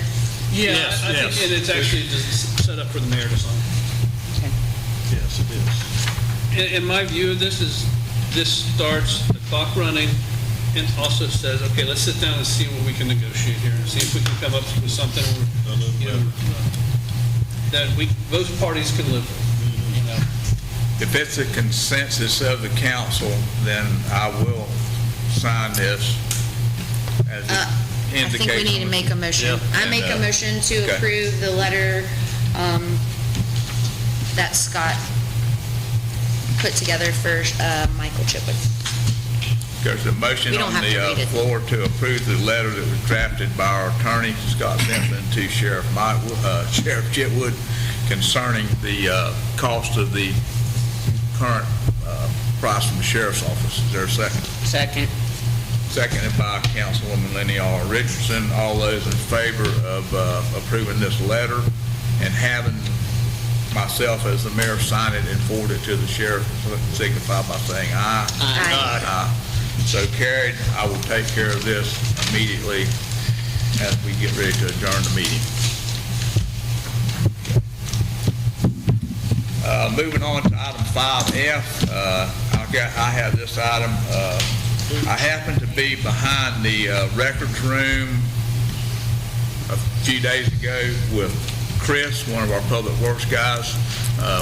He'd been cleaning those acorns and stuff off that air conditioning system back there, and he pointed out to me that there's some large roots coming off of that live oak tree behind where the records room is, and he's concerned, and probably I'm concerned about that thing causing foundation damage to that building. And he indicated to me that he felt like it might be a good thing to maybe try to take that tree out. I don't know if any of you guys have noticed that or not. Did you notice that, Jimmy? I went back there and looked at it. But the roots are getting really big, and they're pushing up against the foundation of that building. It isn't yet, but it's. Yeah, I mean, it's right at it, and my concern is maybe we need to take the thing out before it causes foundation damage to that building. So, if that's the consensus, then I would think that we could maybe get the clerk's office to reach out to some of our tree trimmers and see if we can get some prices on doing that. That's fine. I don't think we need to put that in a motion right now, but can you do that, guys? See what it would cost us to take that one tree out, probably grind a stump if they get it. It's a pretty oak. It's a shame beautiful, to take it. it's a beautiful oak tree. How big is it? Huge. I don't know. It's right out here. I mean, it. Do you think we're Best going to looking have tree any we got issue on with the that? place, I think. No, but I mean, there are, if it's a pretty oak, you can certainly, there are other things you can do to prohibit the They've trimmed it up. It's not having anything to do with the limbs overhanging the building. But you can do it with the roots too. Yeah. Yeah. So there are things you can do. I don't know how I don't know, valuable. maybe they could grind those roots out Well, but and let me slow tell it you a down, little but story I did learn about. I can't remember what they call that. There's a term for it. But anyhow, a town had that done, had some roots that were causing damage to a sidewalk okay. removed. And then there was a storm, and there was no roots to support one side of that tree, and it blew over. And the town had a liability issue because they had removed The roots. Well, in that case, I don't know if we'd have a liability issue, but we could destroy a building if we just took the roots out on one side and then it fell the wrong way. Correct. I think we probably need to research cost on taking it out. But I understand your point, Mark. It's a beautiful It tree, is, it and I is. hate to do it, and it was probably planted when it was as big as your finger. But okay. Moving on to item 5I. This is going to be Deputy Clerk Ryan Smith with George Gideon Auctioneers Contract and Scheduling. So this is the auction company we talked about a few meetings ago that will come out. They'll photograph and catalog all of our equipment. They'll put it online for auction. They keep a percentage of the money, 12.5% for the planes, 15% for everything else, tractors, mowers, etc. We agreed it's probably better to just let them handle it all. We don't have to do anything except let people come see it if they want to come see it in person. So this is a piggyback contract that Scott provided to us. I got this okayed by George Gideon Auctioneers. All they need is a signed piggyback agreement back, and then we'll have to set a date. I emailed him this afternoon to see if about 45 days would work for him, because we have to have time to advertise it. We have to have time to notice the owners of the planes. I didn't hear back from him yet. I was just looking at a calendar, maybe the end of June, June 23rd, somewhere around there. So if you guys do approve this, maybe just make a motion that we set a date for whatever works. Once I hear back from Gideon and once I talk to Scott about the requirements to notice the plane owners and that sort of thing. But basically, they have an agreement with Volusia County. So what we would be doing is we would just be piggybacking on Volusia County's agreement. They do all of their surplus auctions. If you have any questions.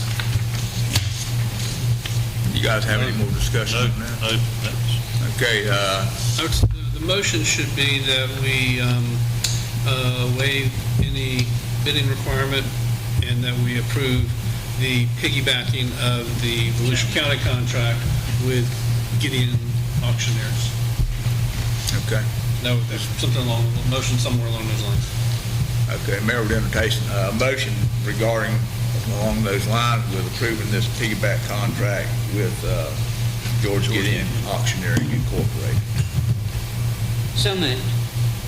Motion's made on the floor by Councilwoman Lenny R. Richardson to approve the piggyback contract with George Gideon Auctioneering to help us dispose of the surplus property we have, including the airports and like, the airplanes on the airport and such like. Is there a second? I'll second it. Seconded by Jimmy Anderson. Y'all have any comment? Do you know what we're talking about? Yes. Question, where will those dates be posted?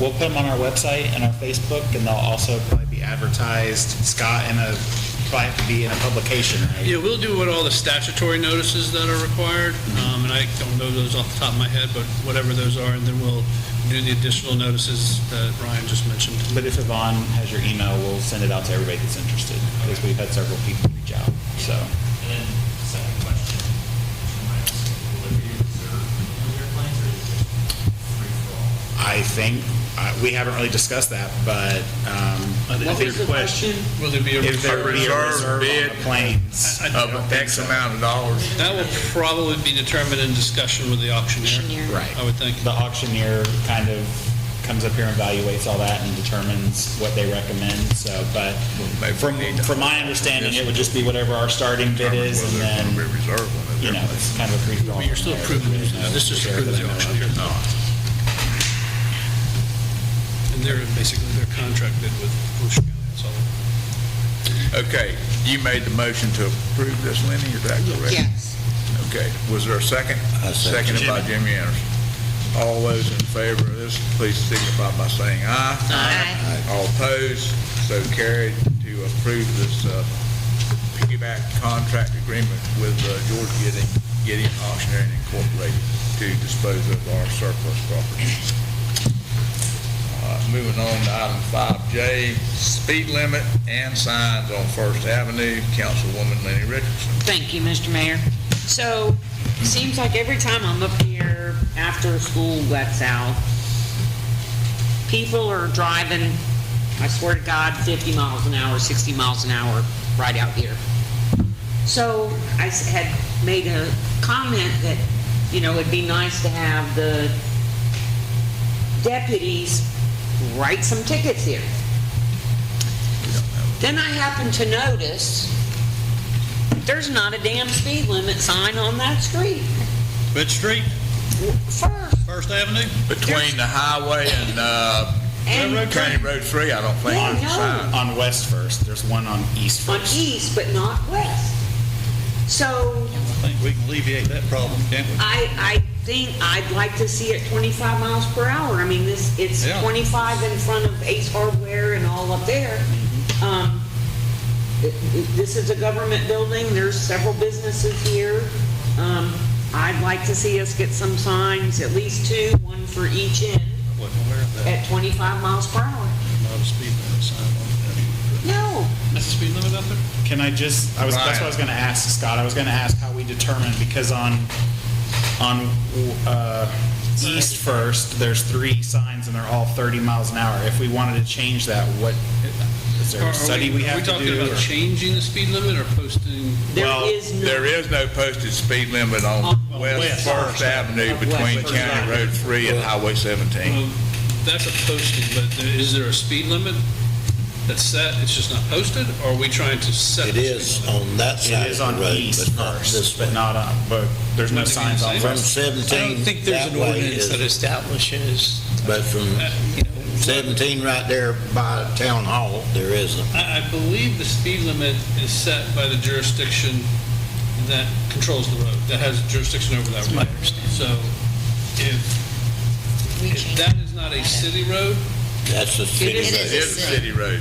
It's right in front of It's a here. city street. It's right in This front road of in front the of building. the building. Oh, this one over here? Yes. Okay, all right. Okay, I thought you were talking about the big one. If it's a city street, then I believe you can set the speed limit. I mean, do you think so, Mark? I mean, Yeah. it's city. Yeah. And, but we've never set a speed limit on that? So we Well, don't have any- on the west side of it, we do. So in other words, when you On the cross east. 7, on the east side, so on like the east half of it, it's 30, and here, there's just no signs. And we're talking about the roads across each other, or is the east side on the other side of that road? Yeah, it's on the other other side of 17. On the other side of 17, okay, so there's speed limit over there. That's east first, this is west first. Yeah. We got a speed limit sign on One east. side. We don't have one on west. Okay. So would we have to make those uniform, Mark? In other words, because it's, You don't have to. you don't have to? Okay. I There's don't a think reason, yeah. I think if you most have a of the reason for it signs to be they got low. over there is 30 mile an hour. 30 mile an hour on most all streets are 30, I think, unless like in the Some of middle. them's 35, but So are most you of them's asking 30. to lower this one down to 25? Well, I That thought was with just this a being a comment. government building with people in and out of here, we have a rehab facility now at the west end of the building. Right. The Lions Club has their building here. I just thought, and it's busy here. I mean, there's the little store right here.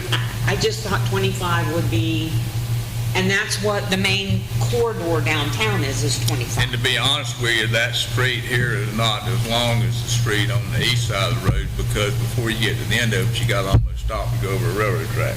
Right. So, I would think if you're going to set a speed limit, not too many jurisdictions I represent have changed speed limits, then usually request others, because the change the speed limit, like US 1 or something like that, we don't have control over that, we make the request.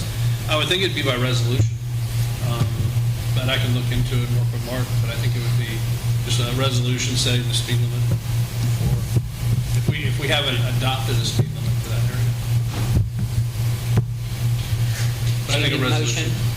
If y'all want to, Yeah, need to be posted. The speed limit needs to be it needs to be posted. set and posted is what I'm Yeah. hearing, Yeah. set and posted. I'll have Louis, Chris, Mark, put up a sign on this side, one on that side, on that end. Well, let's get, So But we everybody gotta in the- figure out what We we're, gotta do it, we gotta do A a limit. resolution. we need to do a resolution to establish that 25 mile an Then hour we'll do- speed limit, then we'll post it. and then we can Yes. post Yeah, it. then you post. yeah. But I think we definitely need to get that thing reduced to 25 mile per hour. Yeah. I agree. Nothing.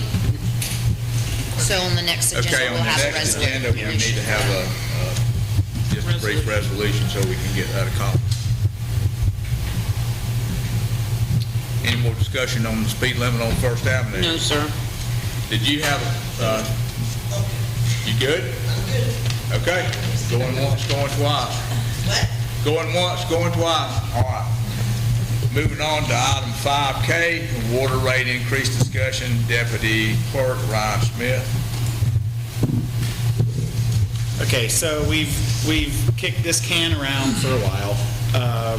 You guys asked me the last time we talked about water rate increases to give you some examples of where we would be, for a 10% increase, a 12.5, I just picked some numbers. So first and foremost, I want to say we haven't had an increase since 2021. They're technically supposed to be baked in to an ordinance that they increase every year based on the Public Service Commission's CPI, Consumer Price Index. That varies year to year, depending on how things go. So I added it up. Between 2022 and 2025, the CPI has increased 17.1%. So 17.1% higher is where you'd be if we had just baked in an automatic increase. So if you look at this sheet in front of you, I know it's confusing, there's a ton of colors, but I'll try to explain it. So the first column, fiscal year 2024, is what we made last year. Up at the top, you see water users, 370, 145. That's just water payments. We made 370,000 at our current rates. And then obviously we've got a Verizon wireless lease. I left that on there. They lease the space at the top of the water tower. So that brought you to 417, and then all of these expenses down here were expenses that some were allocated from the general fund, some were just to maintain the water system. But the ones I kind of want you to look at are the ones highlighted in yellow. Because then if you look at the next column over, this is the projected cost this year. And you'll notice that the ones in yellow went up, and this is because this is the projected cost for bringing the new wells online. So professional fees, professional services, you've had some increases because of stuff that Mead and Hunt was doing, SGS was doing out at the wells. Testing went from $5,600 to $9,000 because we're having to do the triennials again because, biometrics screwed those up. Other services, contractual doubled. That is the difference between biometrics at $14,000 a year and CWS at $31,000 a year, our new water operator. Postage has gone up because our old water system went away and we can't send bill cards anymore. We have to send envelopes and they're more expensive. So that's kind of a bummer. Utilities are going to go up, obviously, because there's going to be power at the new water plant and also just because power rates have gone up in general. And then operating supplies, this is your chlorine, your treatment, your whatever. So that's going from 11.6 to 27. So if you look down at the difference column there at the very bottom, you're looking at $68,000 more dollars a year, roughly. And I tried to, the column here, 2024, 25, I tried to keep all these expenses and stuff pretty similar. There's a lot of variable stuff that I didn't include in here because I think it just clouds everything. So these are kind of constant numbers. Like this is, and then if you follow that across to these 10% column, 12%, same thing. The only thing that's really changed on these columns, if you look at the top, is the income. Right? So I just wanted you to see what the difference would be. You go from $370,000 at our current rate to $412 a year if you increase it 10%. If you go up 12.5%, you're increasing it to $421. And so if you look down again at the very bottom line, that is sort of, 75,000 was sort of what you netted in fiscal year 24. And then this year, you can see that went to 6,600. I mean, it dropped way down because you had this added $68,000 in expenses. So just sort of at the bottom there, that's sort of your bottom line. That's sort of, the only thing that even gets you close really to that fiscal year 2024 number is the 17.5%. But you just have to ask yourself, is that the way we want to go? Do we want to start less and then increase each year? Do we want to, that's up to you. But the next two pages, if you look, they're color-coded to match the first page. So we have 4 different water rates in the town. We have a commercial rate for in-town customers, a commercial rate for out-of-town customers, and then the same for residential. You've got residential people that are incorporated Pierson, residential people that are unincorporated Pierson. So these are what you're, like, we'll just, as an example, the first one, you're currently at $17.66 for your monthly base bill. You go up 10%, you're at $19.43. It's an increase of $1.77 to everyone's bill. So, you can kind of look at them. 17.5% on top of the $17.66 is a $20.75 bill. So that gives you a $3.09 increase for your base monthly charge. Now, obviously, if you use a lot of water and you've got to, then start paying per 1,000 gallons, it's going to increase. But again, even those amounts at the highest percentage only went up, 81 cents for 2,000 to 3,000 gallons, 85 cents for 3,000 to 6,000. So, that is totally up to you. If you have questions, I'll try to answer them. Your contract with Clearwater increases every year. Yes, correct. By usually 3% or something like that. Right. And just so you know, that is one of the reasons people bake in a CPI increase, because anyone that's got a contract with that, or even like your power, all of our expenses go up every year. And if I'm not mistaken, maybe Mark, I'm still not real clear, but I think that some of our grant applications and stuff basically said you're supposed to be doing this. Yeah, I mean, the rate study when it was brought forward had, Yes, had this in it. Somehow it got deleted. And literally I say somehow because... Well, for some reason, the rates were never kept up like they should have been. Is basically Well, what there's happened. only ever been 2 increases in the history of the water system here. It was $15 a month from 1991 until 2021.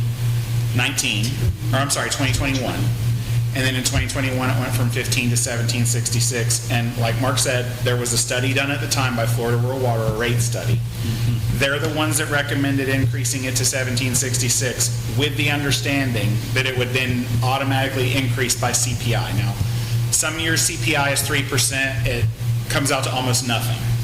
One year it was 7. I mean, it just depends on,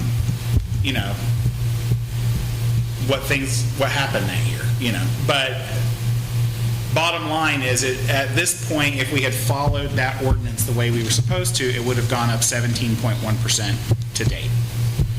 And there'd be no deficit. Considering that if we go up 17.5% now, it goes from $17 to $20. That is a 33% increase in 35 years. Right.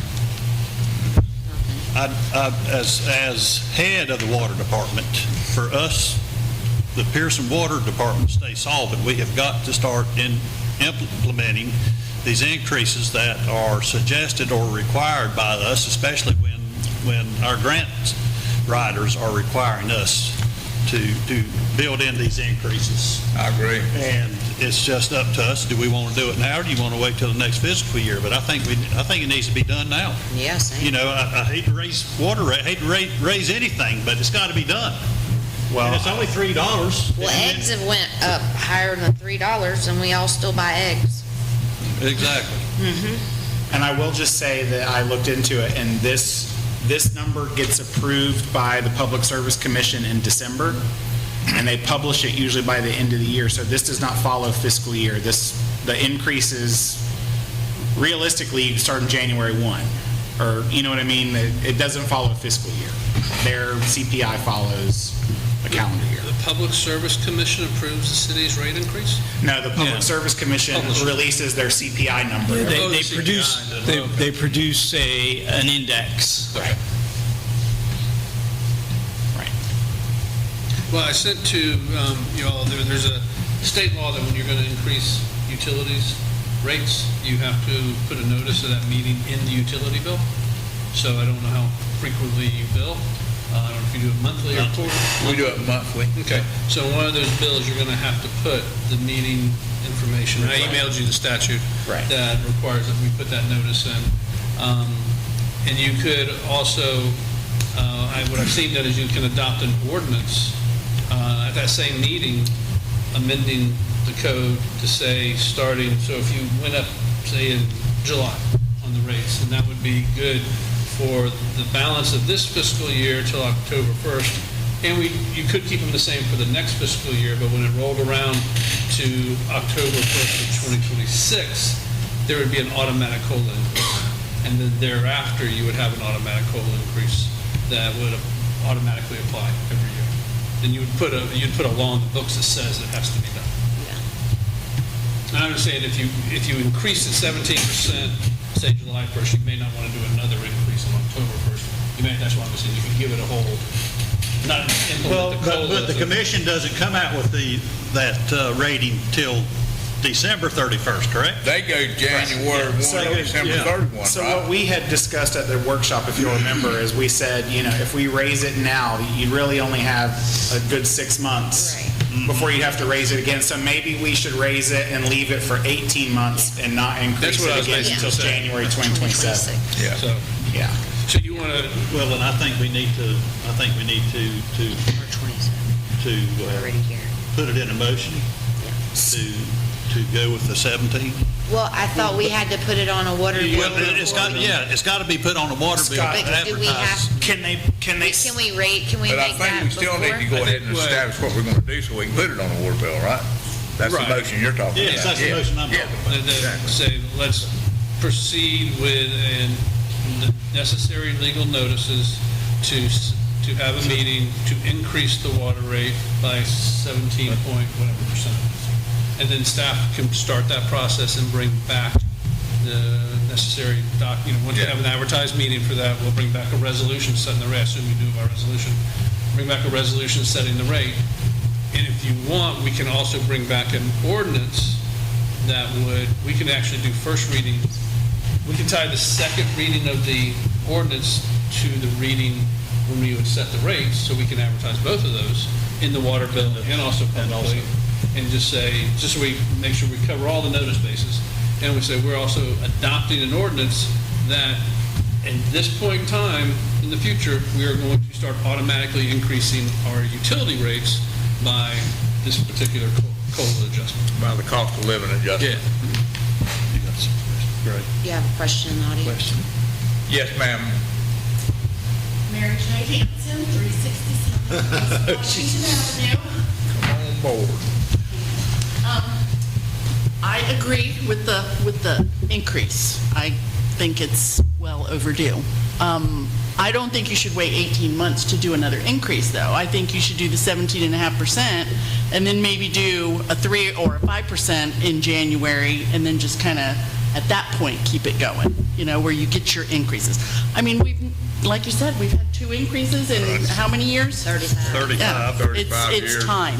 36 years. I mean, the base amount is 1766. I mean, yes. Nobody else is gonna do that. No, you go down to DeLand, they're paying $50, $60 a month, so I'm just saying. Thank I you. agree with the increase. Thank you, Mary. Thank you, Mary Kay. Is there, before we move on from this particular point, does anybody else have any comment on this? Okay. All right, Bobby, you were going to... I make a motion that we have staff start the advertisements that is needed, notifications for a rate increase on our water rates by 17.5%, starting as soon as those notifications have been sent out to the public. And the ordinance for... And an ordinance. Necessary ordinance accompanying that. For yearly rates. The COLA adjustment. The COLA adjustment, Yeah, yes. automatic COLA increase. Yes. Starting January 1st, 2026. Yes, yes, yes. Does everybody on the board have the motion that Vice Mayor made down? Is there a second? Second. Okay. Motion was made by Vice Mayor Robert F. Greenland, seconded by Randy Pierson. All those in favor say aye. Aye. All opposed, motion is carried. So you guys can begin your work on that. Thank you for your help with that, Scott. For sure. Thank you, Bobby. Thank you. Man, you got another one. Okay. Here. 5I, we have a long one. Councilwoman Linnea Richardson is about closing the gate at the community center. Yes, And thank you're you. talking about the one where the little white fence is? Yes, the Okay. new gate that we just had installed, which I thought we were going to irrigate it, but that's not a necessity right now.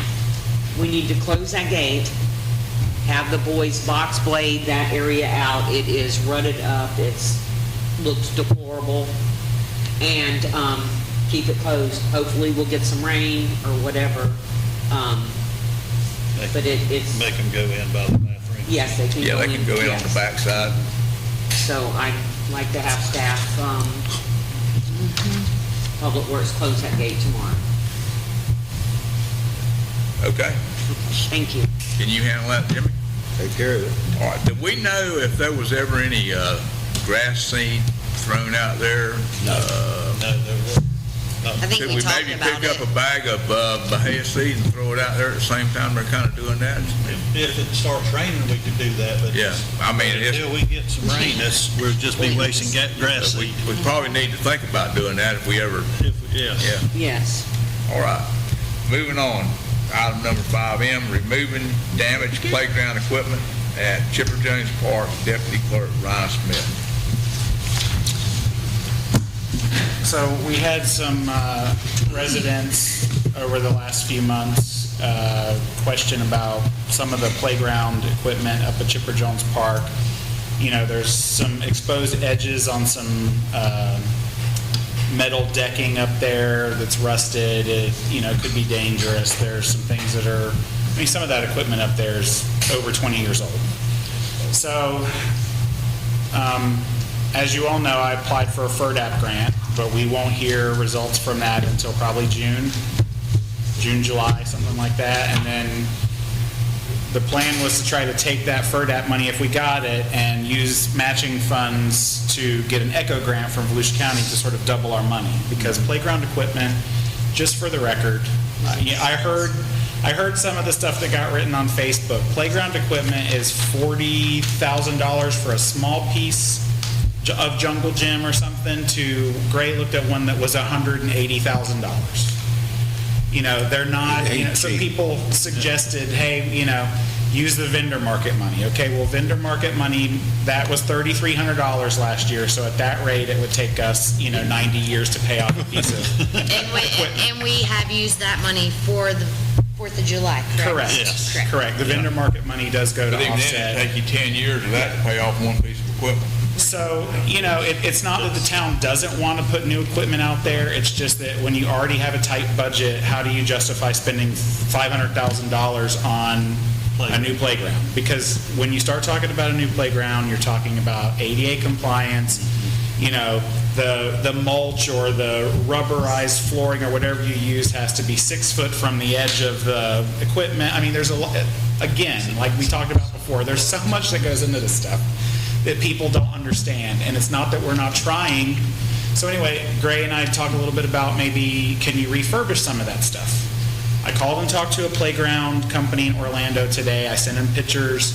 He looked at it. He said, number one, why do you have that much playground equipment in that park? He said, there's towns way bigger than you that don't have that much playground equipment. Have 3 or 4 play zones, as he calls it, and be done with it. He said, the first thing I would do is go through there and remove a lot of that old stuff because it's not worth the money to refurbish it.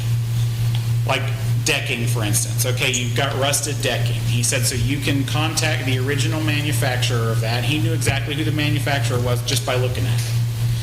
And he said, you could contact the original manufacturer and hope you could order new decking for it. It's probably $1,000 for the metal decking with the rubberized coating on it.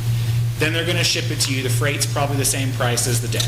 Then you got to hire someone like me to come and like cut the bolts off because they're probably froze and put it on. He said, you're saying you're going to sink 10 grand into a 30-year-old piece of playground equipment. Why would you do that?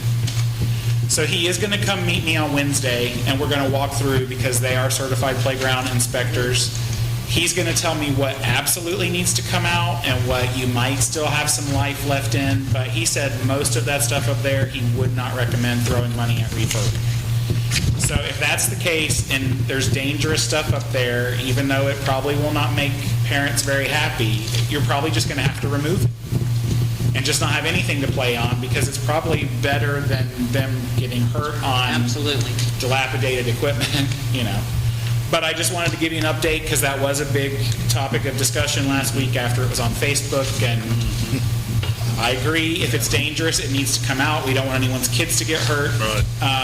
Anything we do going forward will have to be ADA compliant, and someone will have to vouch for the safety of how it's set up and installed. In fact, I told him if we got this grant, we would probably be looking at bids for someone to just come do the whole thing turnkey. I was going to say, I thought the last grant we got with those 2 pieces of equipment, the company did have to come. They probably came and installed. Yeah. They did. Yeah. So, and again, they'd have to do that because they're certified to do this. I mean, like, you know, he knows exactly what we would need. So, do we want to wait until he comes to, you know, or the whole thing is the Public Works was asked last week to remove some equipment, and I said maybe we should wait and talk to the full council before we start tearing stuff out of there. So, I've got pictures if people want to see it. I don't know if you guys want to go ahead and authorize to remove It's whatever he recommends. Yeah, I mean, it's really... 100%. Yeah. If it's deemed unsafe, it needs to go out. Yeah, you don't want a kid to get hurt No. up there. And I mean, there are, like the guy said, unless you've got 200 kids in there, you don't need all that playground. And a lot of those pieces of playground equipment, they accommodate a lot of kids. Some of them 30, some of them 70, 50. I mean, they're big pieces of equipment. Yeah, a lot of them are like combo pieces. And that those can pieces accommodate there, you kids. could put like 3 of those pieces of equipment up there and take care of everything we have up there currently. Right. So, I probably need a motion for that, maybe? I make a motion. Before you make the motion, we have somebody in the audience that would like to comment. I was just gonna say, personally, I would like to see that the biggest one, replace the decks. I mean, 'cause that's other than the decking, it's still in really good shape. Which one you're talking about? The one that's closest to the community center, over, like, if your back is to the community center, over to the right, like, closest there. It's got all the slides and stuff, lots of different slides and stuff. If you took everything out, leave the. We'd have to look at, there's some of that equipment up there that, I think maybe Travis Rhodes did some work on it. He did. Quite a while back, that the decking was taken off and that aluminum was put on it. And those pieces of equipment would probably, I would hope they could stay. Yeah. And I think those might be the ones you're talking about. Yeah. Those other ones that have that rubber coated stuff on it for the majority of that, they're bad. It's bad, because I've even taken pictures of Pass it. that down. Because the metal has. Look at it, that's some chip with just a minute ago. And it's like great sort of edges where the plastics come off, and they're bad.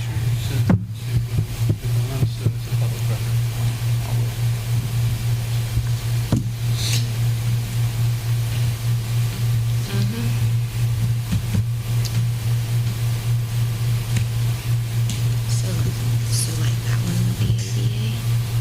Because you can sit in it?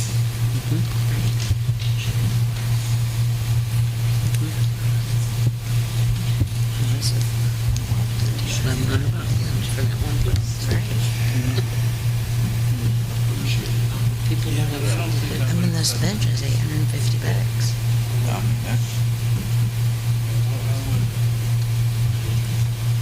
Trash cans, 1,100. 180 days, it's retail on both sides to transition. And if he doesn't want to talk, that's fine. But this city needs to talk about. You're right. Yeah, we do. And I That's said, your look, we need the 180 days just to transition. That's pretty rough, I'm not really sure what he means by I don't know what he means either.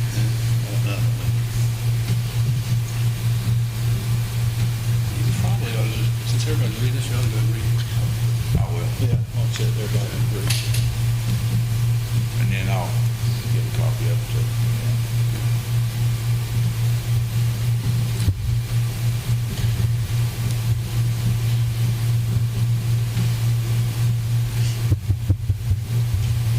Do you need a motion? No. It's just like you would. Go and read it, folks.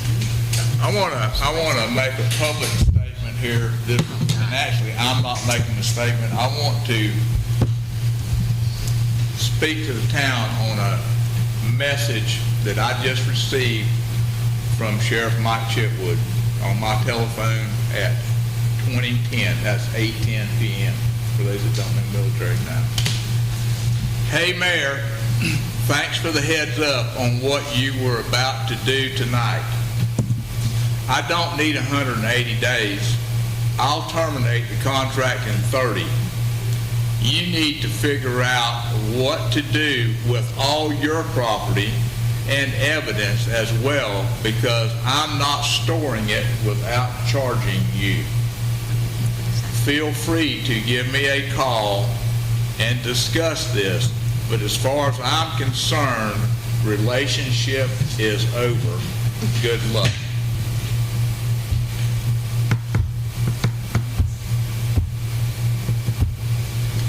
That was the message I just received. I want to say, make a statement here. In this workshop, we all put our heads together as how best to handle this. You know, our contract states the sheriff's office needs a 180-day notice if you want going to terminate a contract. We figured we would have to terminate the contract we have now to even negotiate with him. If we've got a contract that goes on for 3 years, I don't see how we can negotiate a price on it or anything on it. We did this letter is as cordial as you can get. And that... He hasn't seen this letter. He hadn't even seen the letter yet. He hadn't even seen the letter yet. So that, I'm very disappointed in Sheriff Chipwood's remarks to this town council. You should ask to see what communication he received about the contract. My recommendation That's a public record. That's why I read it publicly, and I'm going to make sure we keep a copy of it on file. The contract provides that either party has to give the other party 180 days notice. And it's, if there is going to be a true severance of the services, we need to transition, we need to plan for it, need to discuss. My recommendation would be, at this point, to decline his 30-day offer. We don't have to accept it, he doesn't have a right to do it. And I would say, thank you, got your message, but we are going to stick by the terms of the contract. We gave you 180 days. We expect you to provide service for the next 180 days per the contract. We are still willing to sit down and talk to you about coming up with a mutually agreeable contract. If not, we can talk about the transition if the contract's going to end. But 30 days isn't enough time for y'all to, in my opinion, plan for. That's not what the contract calls for. Right. So I would just, Stick to the contract. as probably no one wants to hear, I would say set your emotions aside. Let's follow the contract. Contract says 180 days. Either side has to do that. We're going to send him the 180-day notice. He's effectively given us 180-day notice, I guess you could say. Do that. But I would still hold out the olive branch and say, we would like to sit down and talk with you. Absolutely. Sure. And if he chooses not to, that's his choice. That's fine. Well, I think the intent of the council was to sit down and talk to him and see if we could just come up with a little bit better contract price to help us with our budget. To understand That was what the contract Right. really was covering, because it was very vague. The contract is, right. Exactly. I mean, that was what our intent was. It should be. Still is. Correct. And Yes. that's what it is. We'll just keep going with our intent. Yes. That would be my advice to you. Just Okay. You have a question, I go Ray, ahead in the and send this audience? letter to him based on what I just received? I would still send the letter. Okay, I'll do it. You have a question in the audience? Denise? I have a question about the letter. In the letter, which I don't even know about that, is it saying we want to discontinue the contract, or is it saying we want to negotiate? both. Both. We have to cancel the contract because the current terms and conditions of the contract are unacceptable. The only choice is live by it or cancel it. So we got to cancel the current contract, but also in the letter we said we would like to spend these 6 months to sit down and try to negotiate a new contract that is mutually agreeable to both parties, recognizing the city's budgetary and financial situation.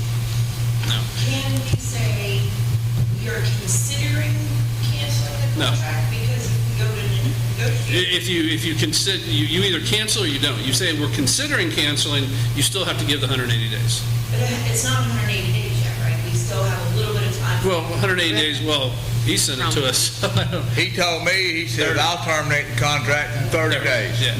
But you can't do that because we've can't do already that. paid him for this time we're talking The about right contract now. doesn't read that either. It says So both 180 sides got to give days. 180. If I we need to say know where you're at. we are considering canceling the contract, we really haven't canceled the contract. 180 days hasn't started, and unless we negotiate a shorter time period, which you could kind of say he's offering, you're going to pay 180 days at a rate that is tough on the city to pay from the time you give the notice of termination. The notice of we're thinking about terminating is not terminating. So This letter to him basically is a letter comparing the amount of exempt property we have in Pierson compared to the amount of exempt property every other city has, and ours is at 31% compared to even the closest one's at 21%. And it talks about the fact that the contract was going to be in excess of $345,000, and that we projected already, in addition to that, $141,000 is already being allocated out of the taxpayers' money. And what we're simply was asking for is that the town would like to use this period of time, we're talking about the 180-day period of time, to negotiate the contract with a lower level of service at a reduced cost. However, we cannot renew the contract at the $345,000. We want to at least talk about getting the contract reduced and still getting the best service we can get for our money. I mean, when you're talking about trying to run this entire city with $1 million and we're spending $345,000 of that directly out of our budget, that leaves us with about $650 at best to run the entire town on, and it's put us in a very, very bad financial position. You can't hardly do it. By the time you pay the salary of all the employees, all their retirement, medical benefits, all your taxes, Fire services. and you pay all the light bills that are all over the entire town, I mean, it just eats everything up you got. And I'm not saying don't do it. He'll think about I'm saying that. if we're not in the 180 days, you should send a letter, in my opinion, you should send a letter that asks for a meeting to renegotiate a potential new contract. And then as soon as that 180 days, we're in that time frame, then say we're canceling the contract. That's basically what this letter That's says. basically what that letter says. Not if that letter says we're canceling the contract. That is not asking, before we make that step, let's ask for. The town would like to use this period of time to renegotiate the contract What's it say on the front? with a lower level of service at a reduced cost. We're terminating because we have to terminate the contract that we are binded to right now for 3 years.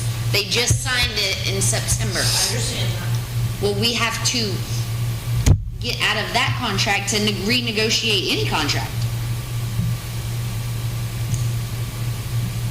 Isn't that correct? Isn't that what we discussed in our workshop the other day? Yes. We have to get out of the 3-year. And I understand what the president's saying. She's saying, before you cancel the contract, Right. try to renegotiate. But that just extends the 180 days that you may have to pay. Correct. That was, and 180 days should be more than enough time to figure out, can you not renegotiate contracting with it? And so you should, if we were able to, if the party is going to sit down in good faith, negotiate a contract, then we should know within that 180 days, can we accomplish that? And we should have that in place for October 1st with no problem at all. Or we'll know pretty quickly, we're probably not going to reach an agreement. I can kind of tell you, sort of feel, based on his response. But I think we ought to try, and if we can't, that 180 days gives us time, one, to not pay another month or two, or however long they want to negotiate, of this $345,000.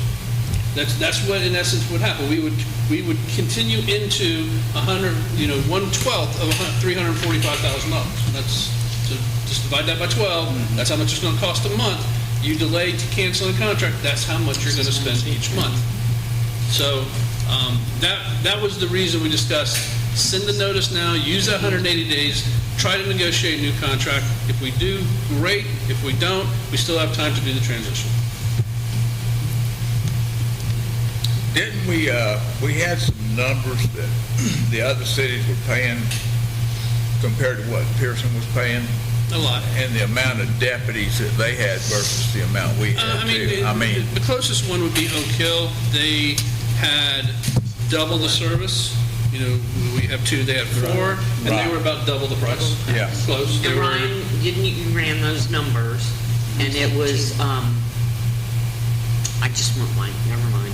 it was like 700,000 or something Yeah. for Oak Hill. And when you, It was. when you compare Deltona and DeBerry, there's no point in comparing. No. They just have such a large volume. Well, they're a huge, They're huge totally different, city, and they got a huge, huge tax base too. Exactly. It's just, Oak Hill you can kind of compare and look at.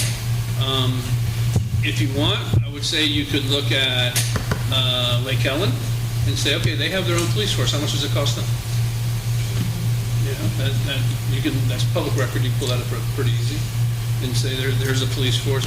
There may be statutory minimum required on duties. There's a certain number of officers you need to have on duty. I mean, there's a lot of things that you got to think about if you are going to have a police force. And we hashed some of them out in our workshop the other day. We talked about some of that stuff. Exactly. Yeah. So, but you can look at Lake Helen and see how much do they spend on law enforcement. Yes, ma'am. So if y'all discuss the constable or the Pierson police force, whatever, at the workshop, what was it determined it would cost to have a deputy, our own deputy, or whatever you want to call it, here, it used to be called a constable. To have your own police officer? You can't, you have to have he's got to be certified, It's, the agency gets certified. There is a dollar amount, but you're going to also have to have more than one to have any type of coverage at all. I mean, one person cannot work 24 hours a day, 7 days a week. The statute also says you have to have a chief. You have to have a chief, you have to have, it's a lot more than just So hiring. you can't give me the dollar amount, y'all figure it out? I don't know the dollar amount on the top of my head. Denise, years ago, when we had a police officer here, Yep. the council quickly realized that once he arrested someone, he spent the next 4 hours getting him in jail, doing paperwork. Okay. That is the main reason why it was done away with. The administrative cost was just too high. More than $345,000 a year? Not back at that time, Denise. This is, That's what I'm asking. Well, what I can tell you is Lake Helen's budget. This is an option we need to research. Okay, hold on. Lake Helen's budget for 2024, 2025, police officers, $892,000. And how many do they have? What's that? How many officers do they have? Yes. I don't know the answer to that, but I'm just saying that's their budget, is $892,000. And our total budget is around $1 million, give or take a little bit. So you're just saying that you've researched it, but you don't know the dollar amount, you're not going to research it again? Even though we have a sheriff this time? Denise, He's given us 30 days. excuse me, if you're going to talk, come up here, please, where I can hear you.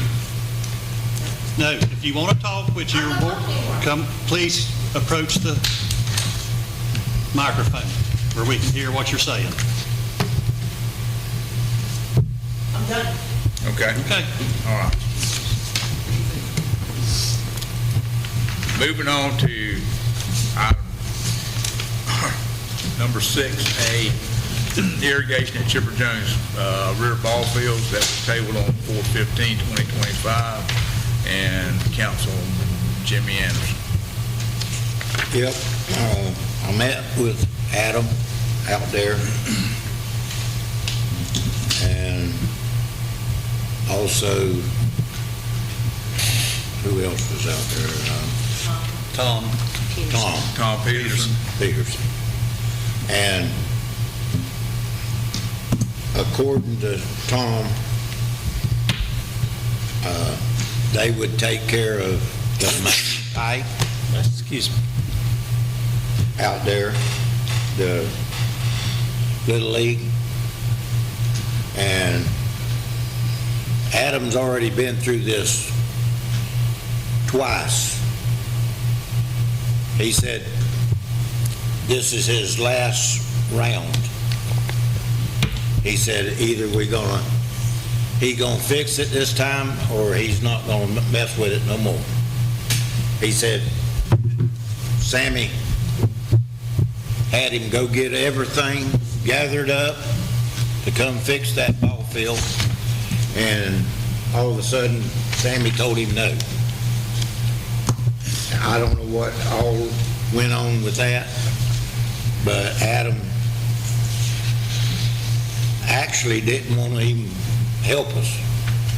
But there's nobody else around here that actually does. And Adam told me he would completely, his labor for putting everything in and hooking every line that's already out there up. Just his labor was $900. And that's digging all the trenches, and since the Little League will buy the main pipe. But now there's other pipe that's got to be bought that the town's going to have to foot the bill on. Do you have any idea how much that? It's 21,2101. Just 20, yeah. And then 900 for Adam, so it's $3,021. I'm looking at this, but is there any other pipe? No, this is everything. This is everything? This is everything. Everything that the town is responsible for. Okay, gotcha. The Little League is buying the They're buying the main line, basically, yeah. And that's gonna be, I think, either 4-inch or 6-inch pipe they putting in out here for the main line. Probably 4.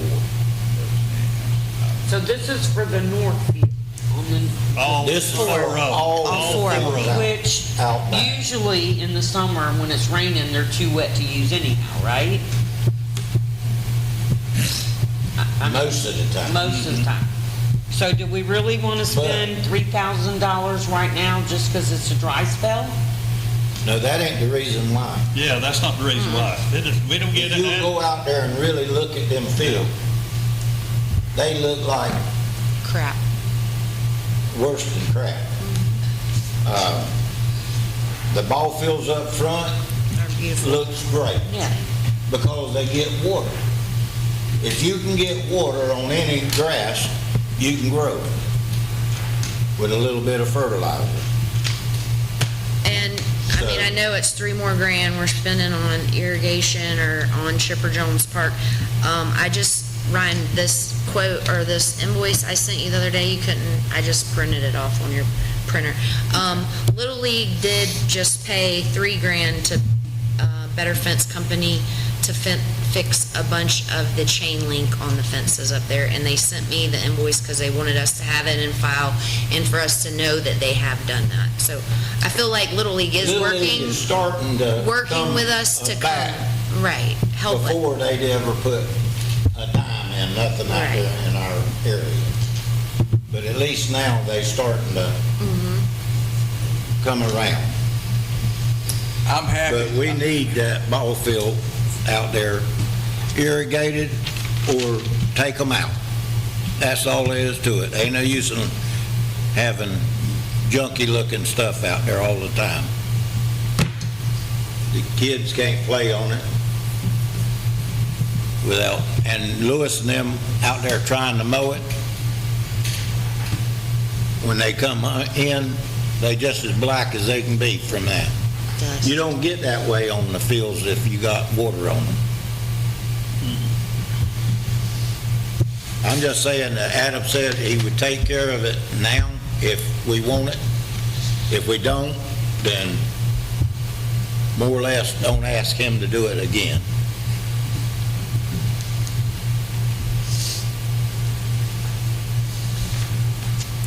I make a motion that we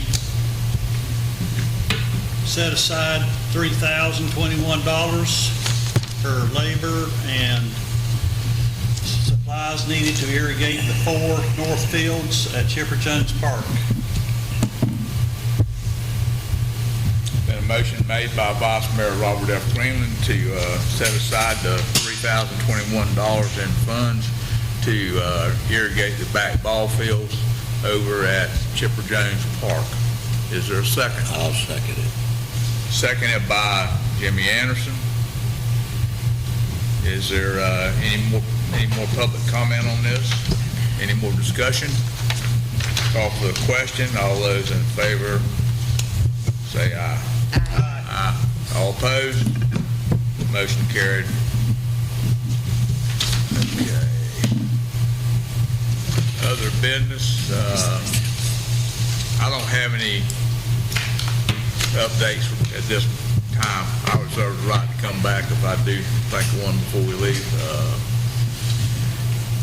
Bobby, do you have any updates or anything you'd like to talk about? Just anything on the North Road culvert? They're Just start starting Monday. 12. Monday the 12th. Okay, good deal. Thank you. That's all I have. Okay. Jimmy, do you have anything else that you'd like to bring up?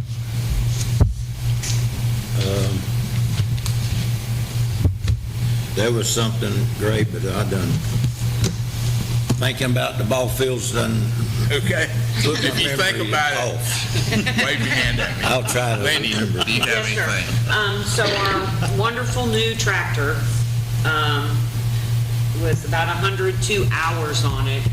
As we all know, it broke down and it had to go back to the dealership. So I came in and signed some checks, and I noticed, one of the checks was to, what's the name? Ag Pro. Ag Pro. Ag Pro. For $1,300 and, I don't know what it is. off the top of my head. $1,300 and some odd dollars. And I said, what the hell is this for? This tractor's under warranty. Well, I guess a lot of it was not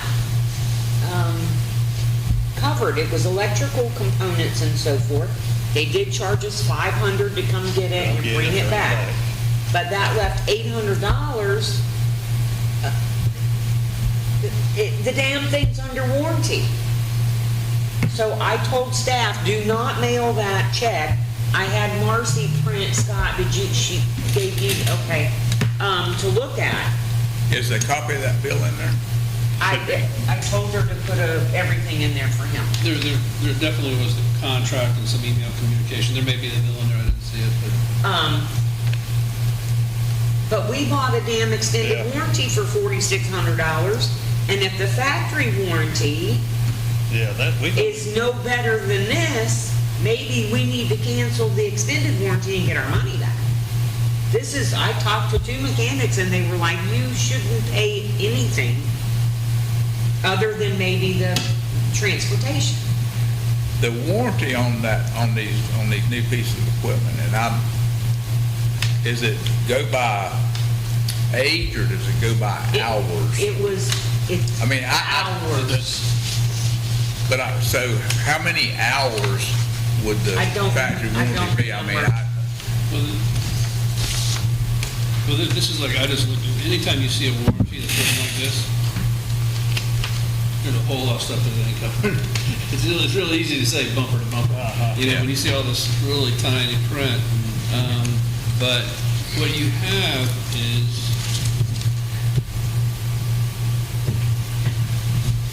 I saw it in here when you described the warranty. I think it was a 2-year.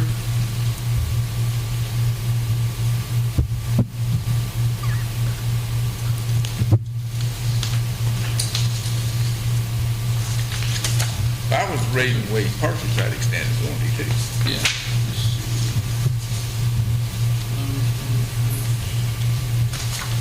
I saw it in here when I was looking through it earlier. It's okay. It's like 2 years, so many hours. If you would be so kind to try to look at that at your earliest convenience, and give staff an opinion of I was just shocked with 102 hours on it. I was, We had 102, is that what it had? I believe So it was. the original warranty, it says this proposal extends the full comprehensive warranty from 2 years, 2,000 hours to 5 years, 5,000 hours.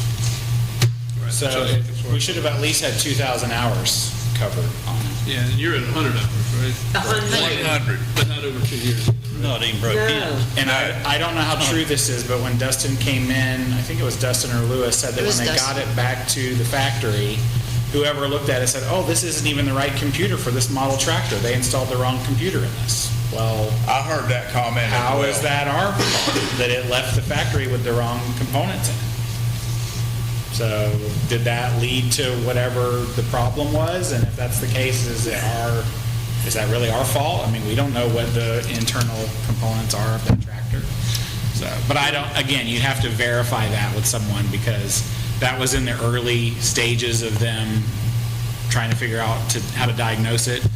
Maybe they determined something else. I don't know. Maybe it wasn't right. That was what I heard the day they first delivered it up there. So. You know, the easiest, cheapest thing to do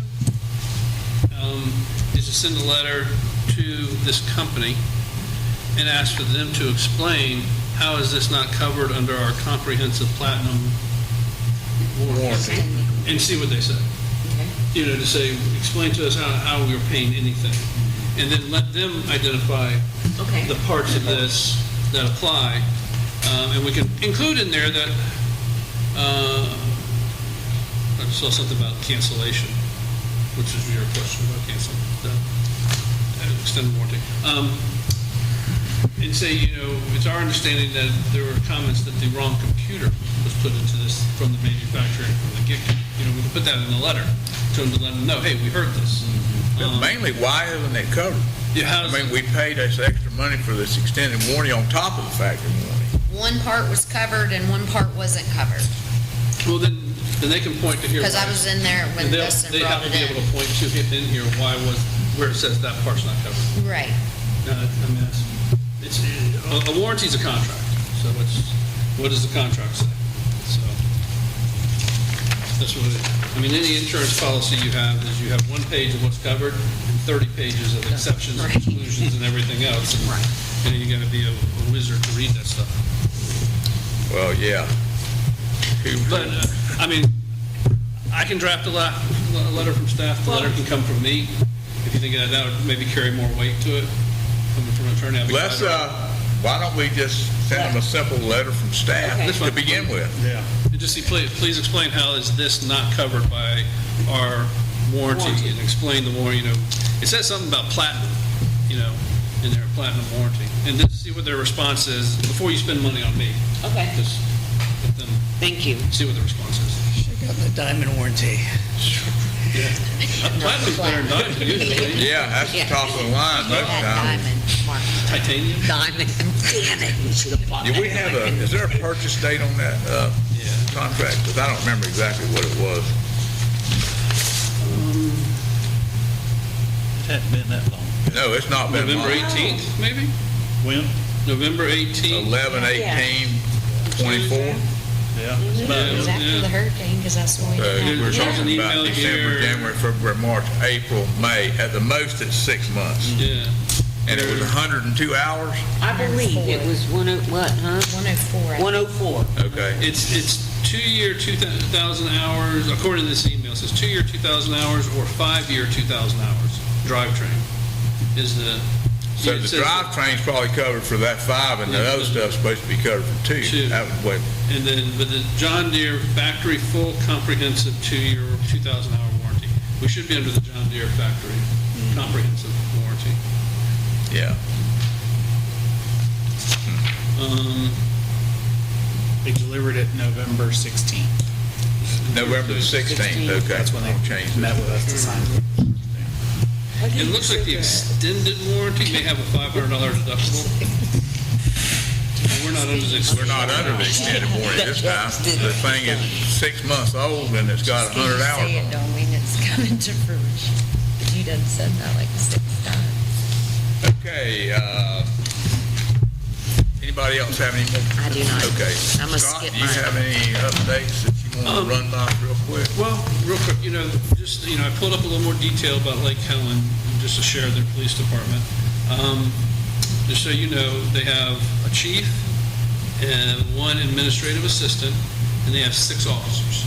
And I'm assuming there's 2 officers per 8-hour shift. That would get you to the 6. They got 6 officers and 1 admin? 1 admin, 1 chief. They have a total Yeah, of chief, 6 officers. Chief, 6 officers, 1 admin. Okay, so 8 people. 8 people total. And how much is their budget on that? 852 is what I think I said. 852,000 roughly. Yep. Now, this is, one of the things that people need to understand when you hire police officers.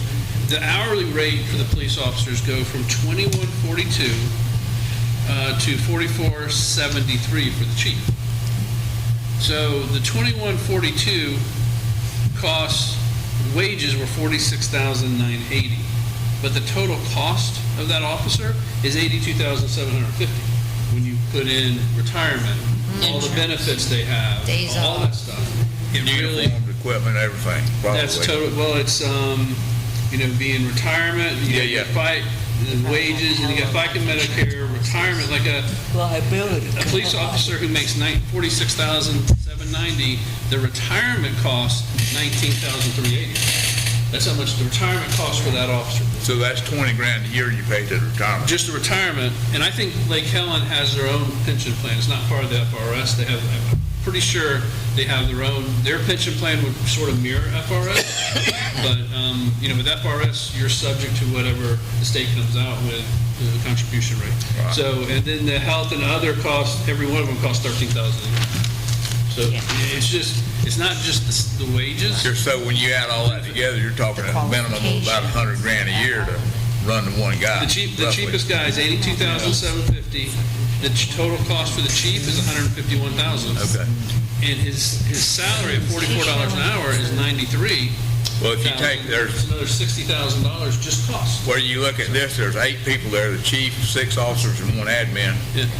That's 850,000. So that's 100 grand a piece, roughly, Yeah, that's pretty much that. So, but this is a public record. It's right there. You can go to Lake Helen's website and pull it up.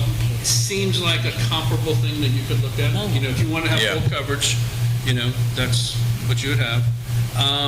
The other thing, just quickly, talking to staff, we're going to talk about, every meeting I kind of talk about a couple things. We're going to talk about budgeting. And that's really pretty quick. I think that's one of the most important policy things you do as a commission every year. You set the budget. What you do, you end up, in the budget, you allocate how money is going to be spent by the city, by category. And the city can't spend money unless you budget it. And there are restrictions on raising revenue. If you want to go above the everybody knows what the rollback rate is. You've probably heard that. If you want to go above the rollback rate of 110%, up to 110%, you got to go have a 2/3 vote approval. If you're going to go over 110%, it's got to be unanimous approval over the rollback rate. Lake Helen ran into that issue. They had You're talking about vote. unanimous approval by the council. The council, Yes. Lake Helen had a 3-2 vote on going over 100%, and that's not 2/3. That's 60, not 66%, so they had to redo it last year. And the other thing that, when we talk about spending money, step one you have as your policy is you set the budget. You say, all right, we're going to spend this much money in each line item. And you can amend that budget as the year goes on. It's all projections, projected revenue, projected expenditures, and the actual numbers come in. They may vary from projections, and you can amend your budget. But once you set the money aside and say, okay, this is how much we're budgeting to spend, how do you spend that money? Usually cities have a purchasing ordinance, a regulation that says, this is how we're going to spend that money in terms of making sure we're getting the best price for the goods that we are purchasing. And it can start with verbal quotes, written quotes that staff can approve. As it goes up, it gets to the point where commission has to approve it, and then you may actually go out for formal bids. And these are all set by the commission at dollar thresholds, where you feel comfortable with the staff spending that much money. And here, the way your charter is set up, we could set it up where staff can approve something, then the next level, staff can approve it with the mayor's approval, because charter says the mayor has general supervision over the city. And then the mayor would have supervision, approval, and then only if it exceeds what the mayor can approve that staff has gotten, does it come to this commission for approval. Just something to think about. I know you probably have guidelines that you internally follow, but there's nothing in writing. There's not an ordinance that says this is how we do it. And it would be, my suggestion, would be a good idea to have something in place so people know how things are being spent. And there's two criteria for if we're going to have staff approve something. One, it can't exceed budget, and two, you have to have what we request. If you're going to spend $1,000, we need three verbal quotes, hypothetically.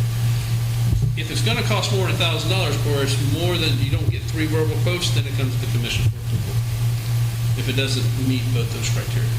Or you can have the mayor sign off, and there's various options because of the way your charter is written.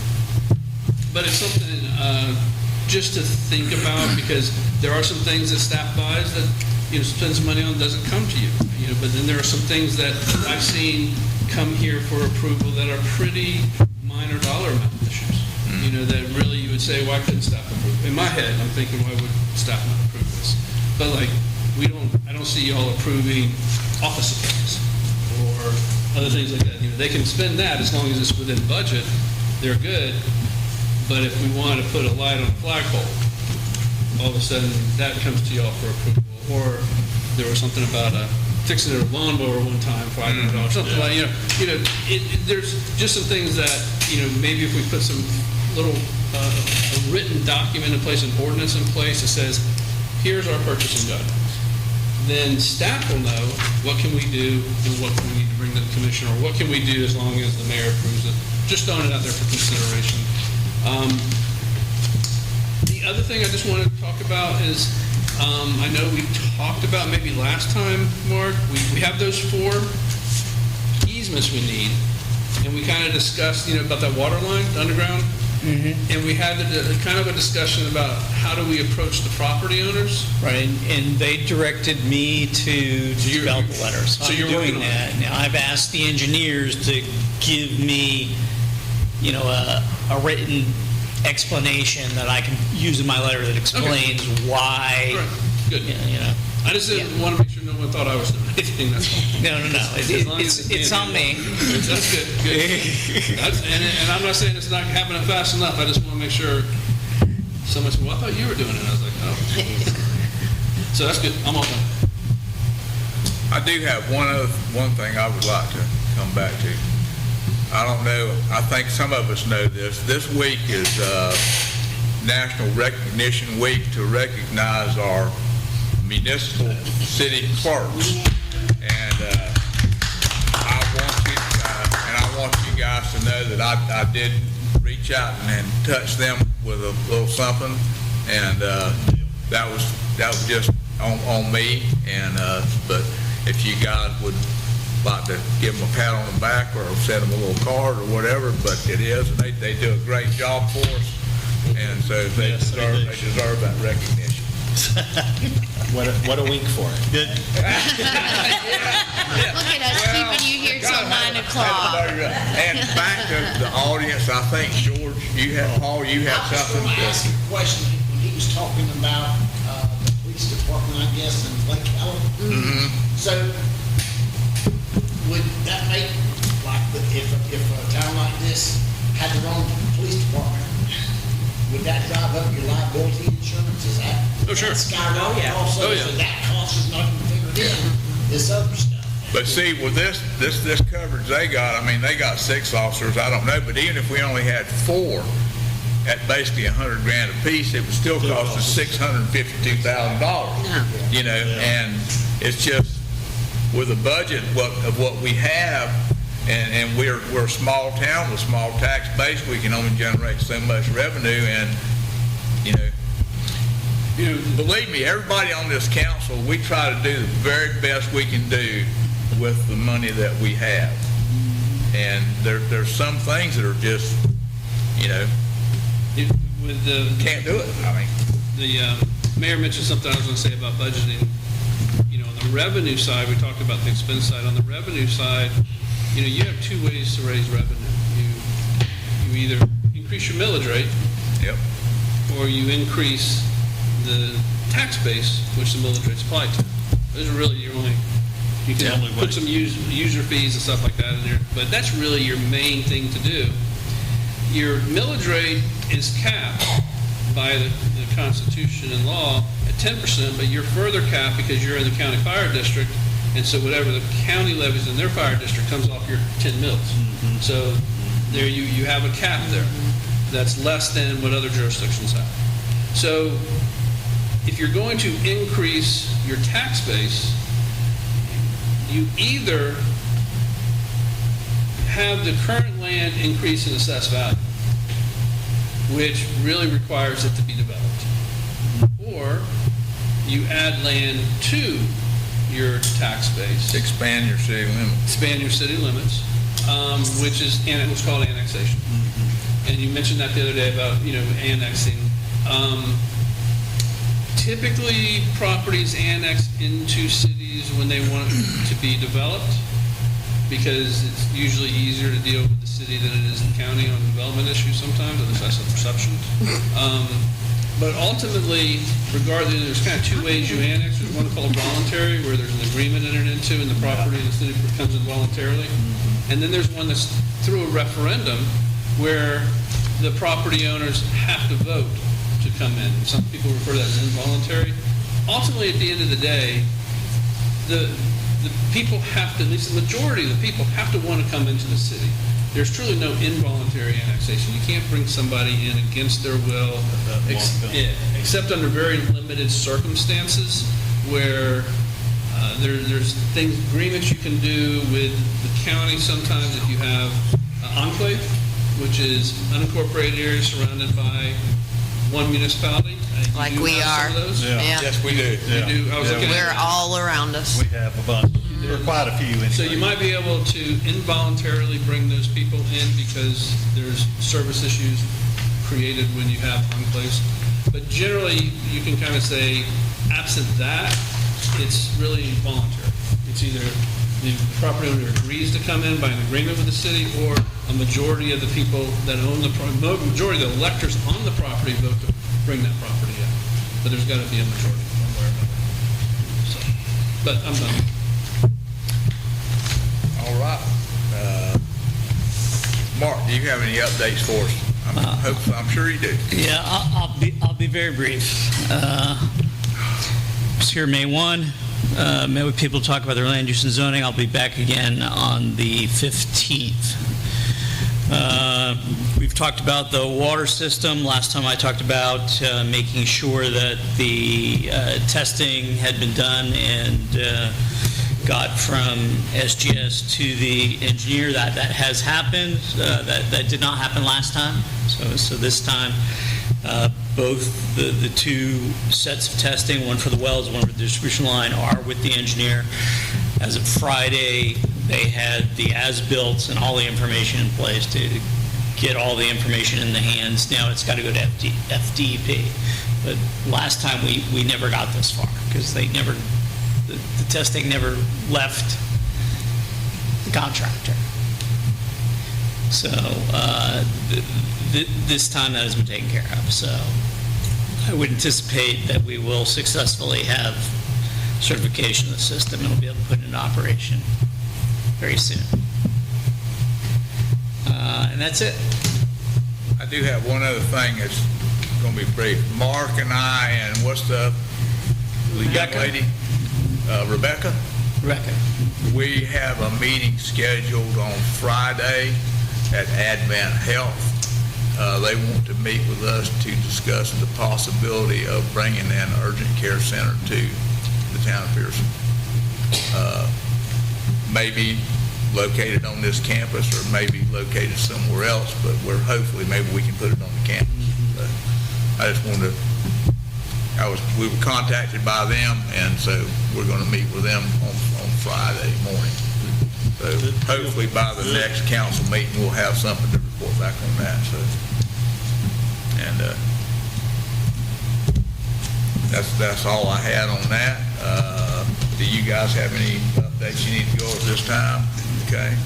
Anybody in the audience for the good and welfare participation? Yes, ma'am, Sue? Can we get some paint put on the sign? And we've got the two flags on the north end of town. It looks pretty, it used to be the welcome to Pierson sign, has the two flags.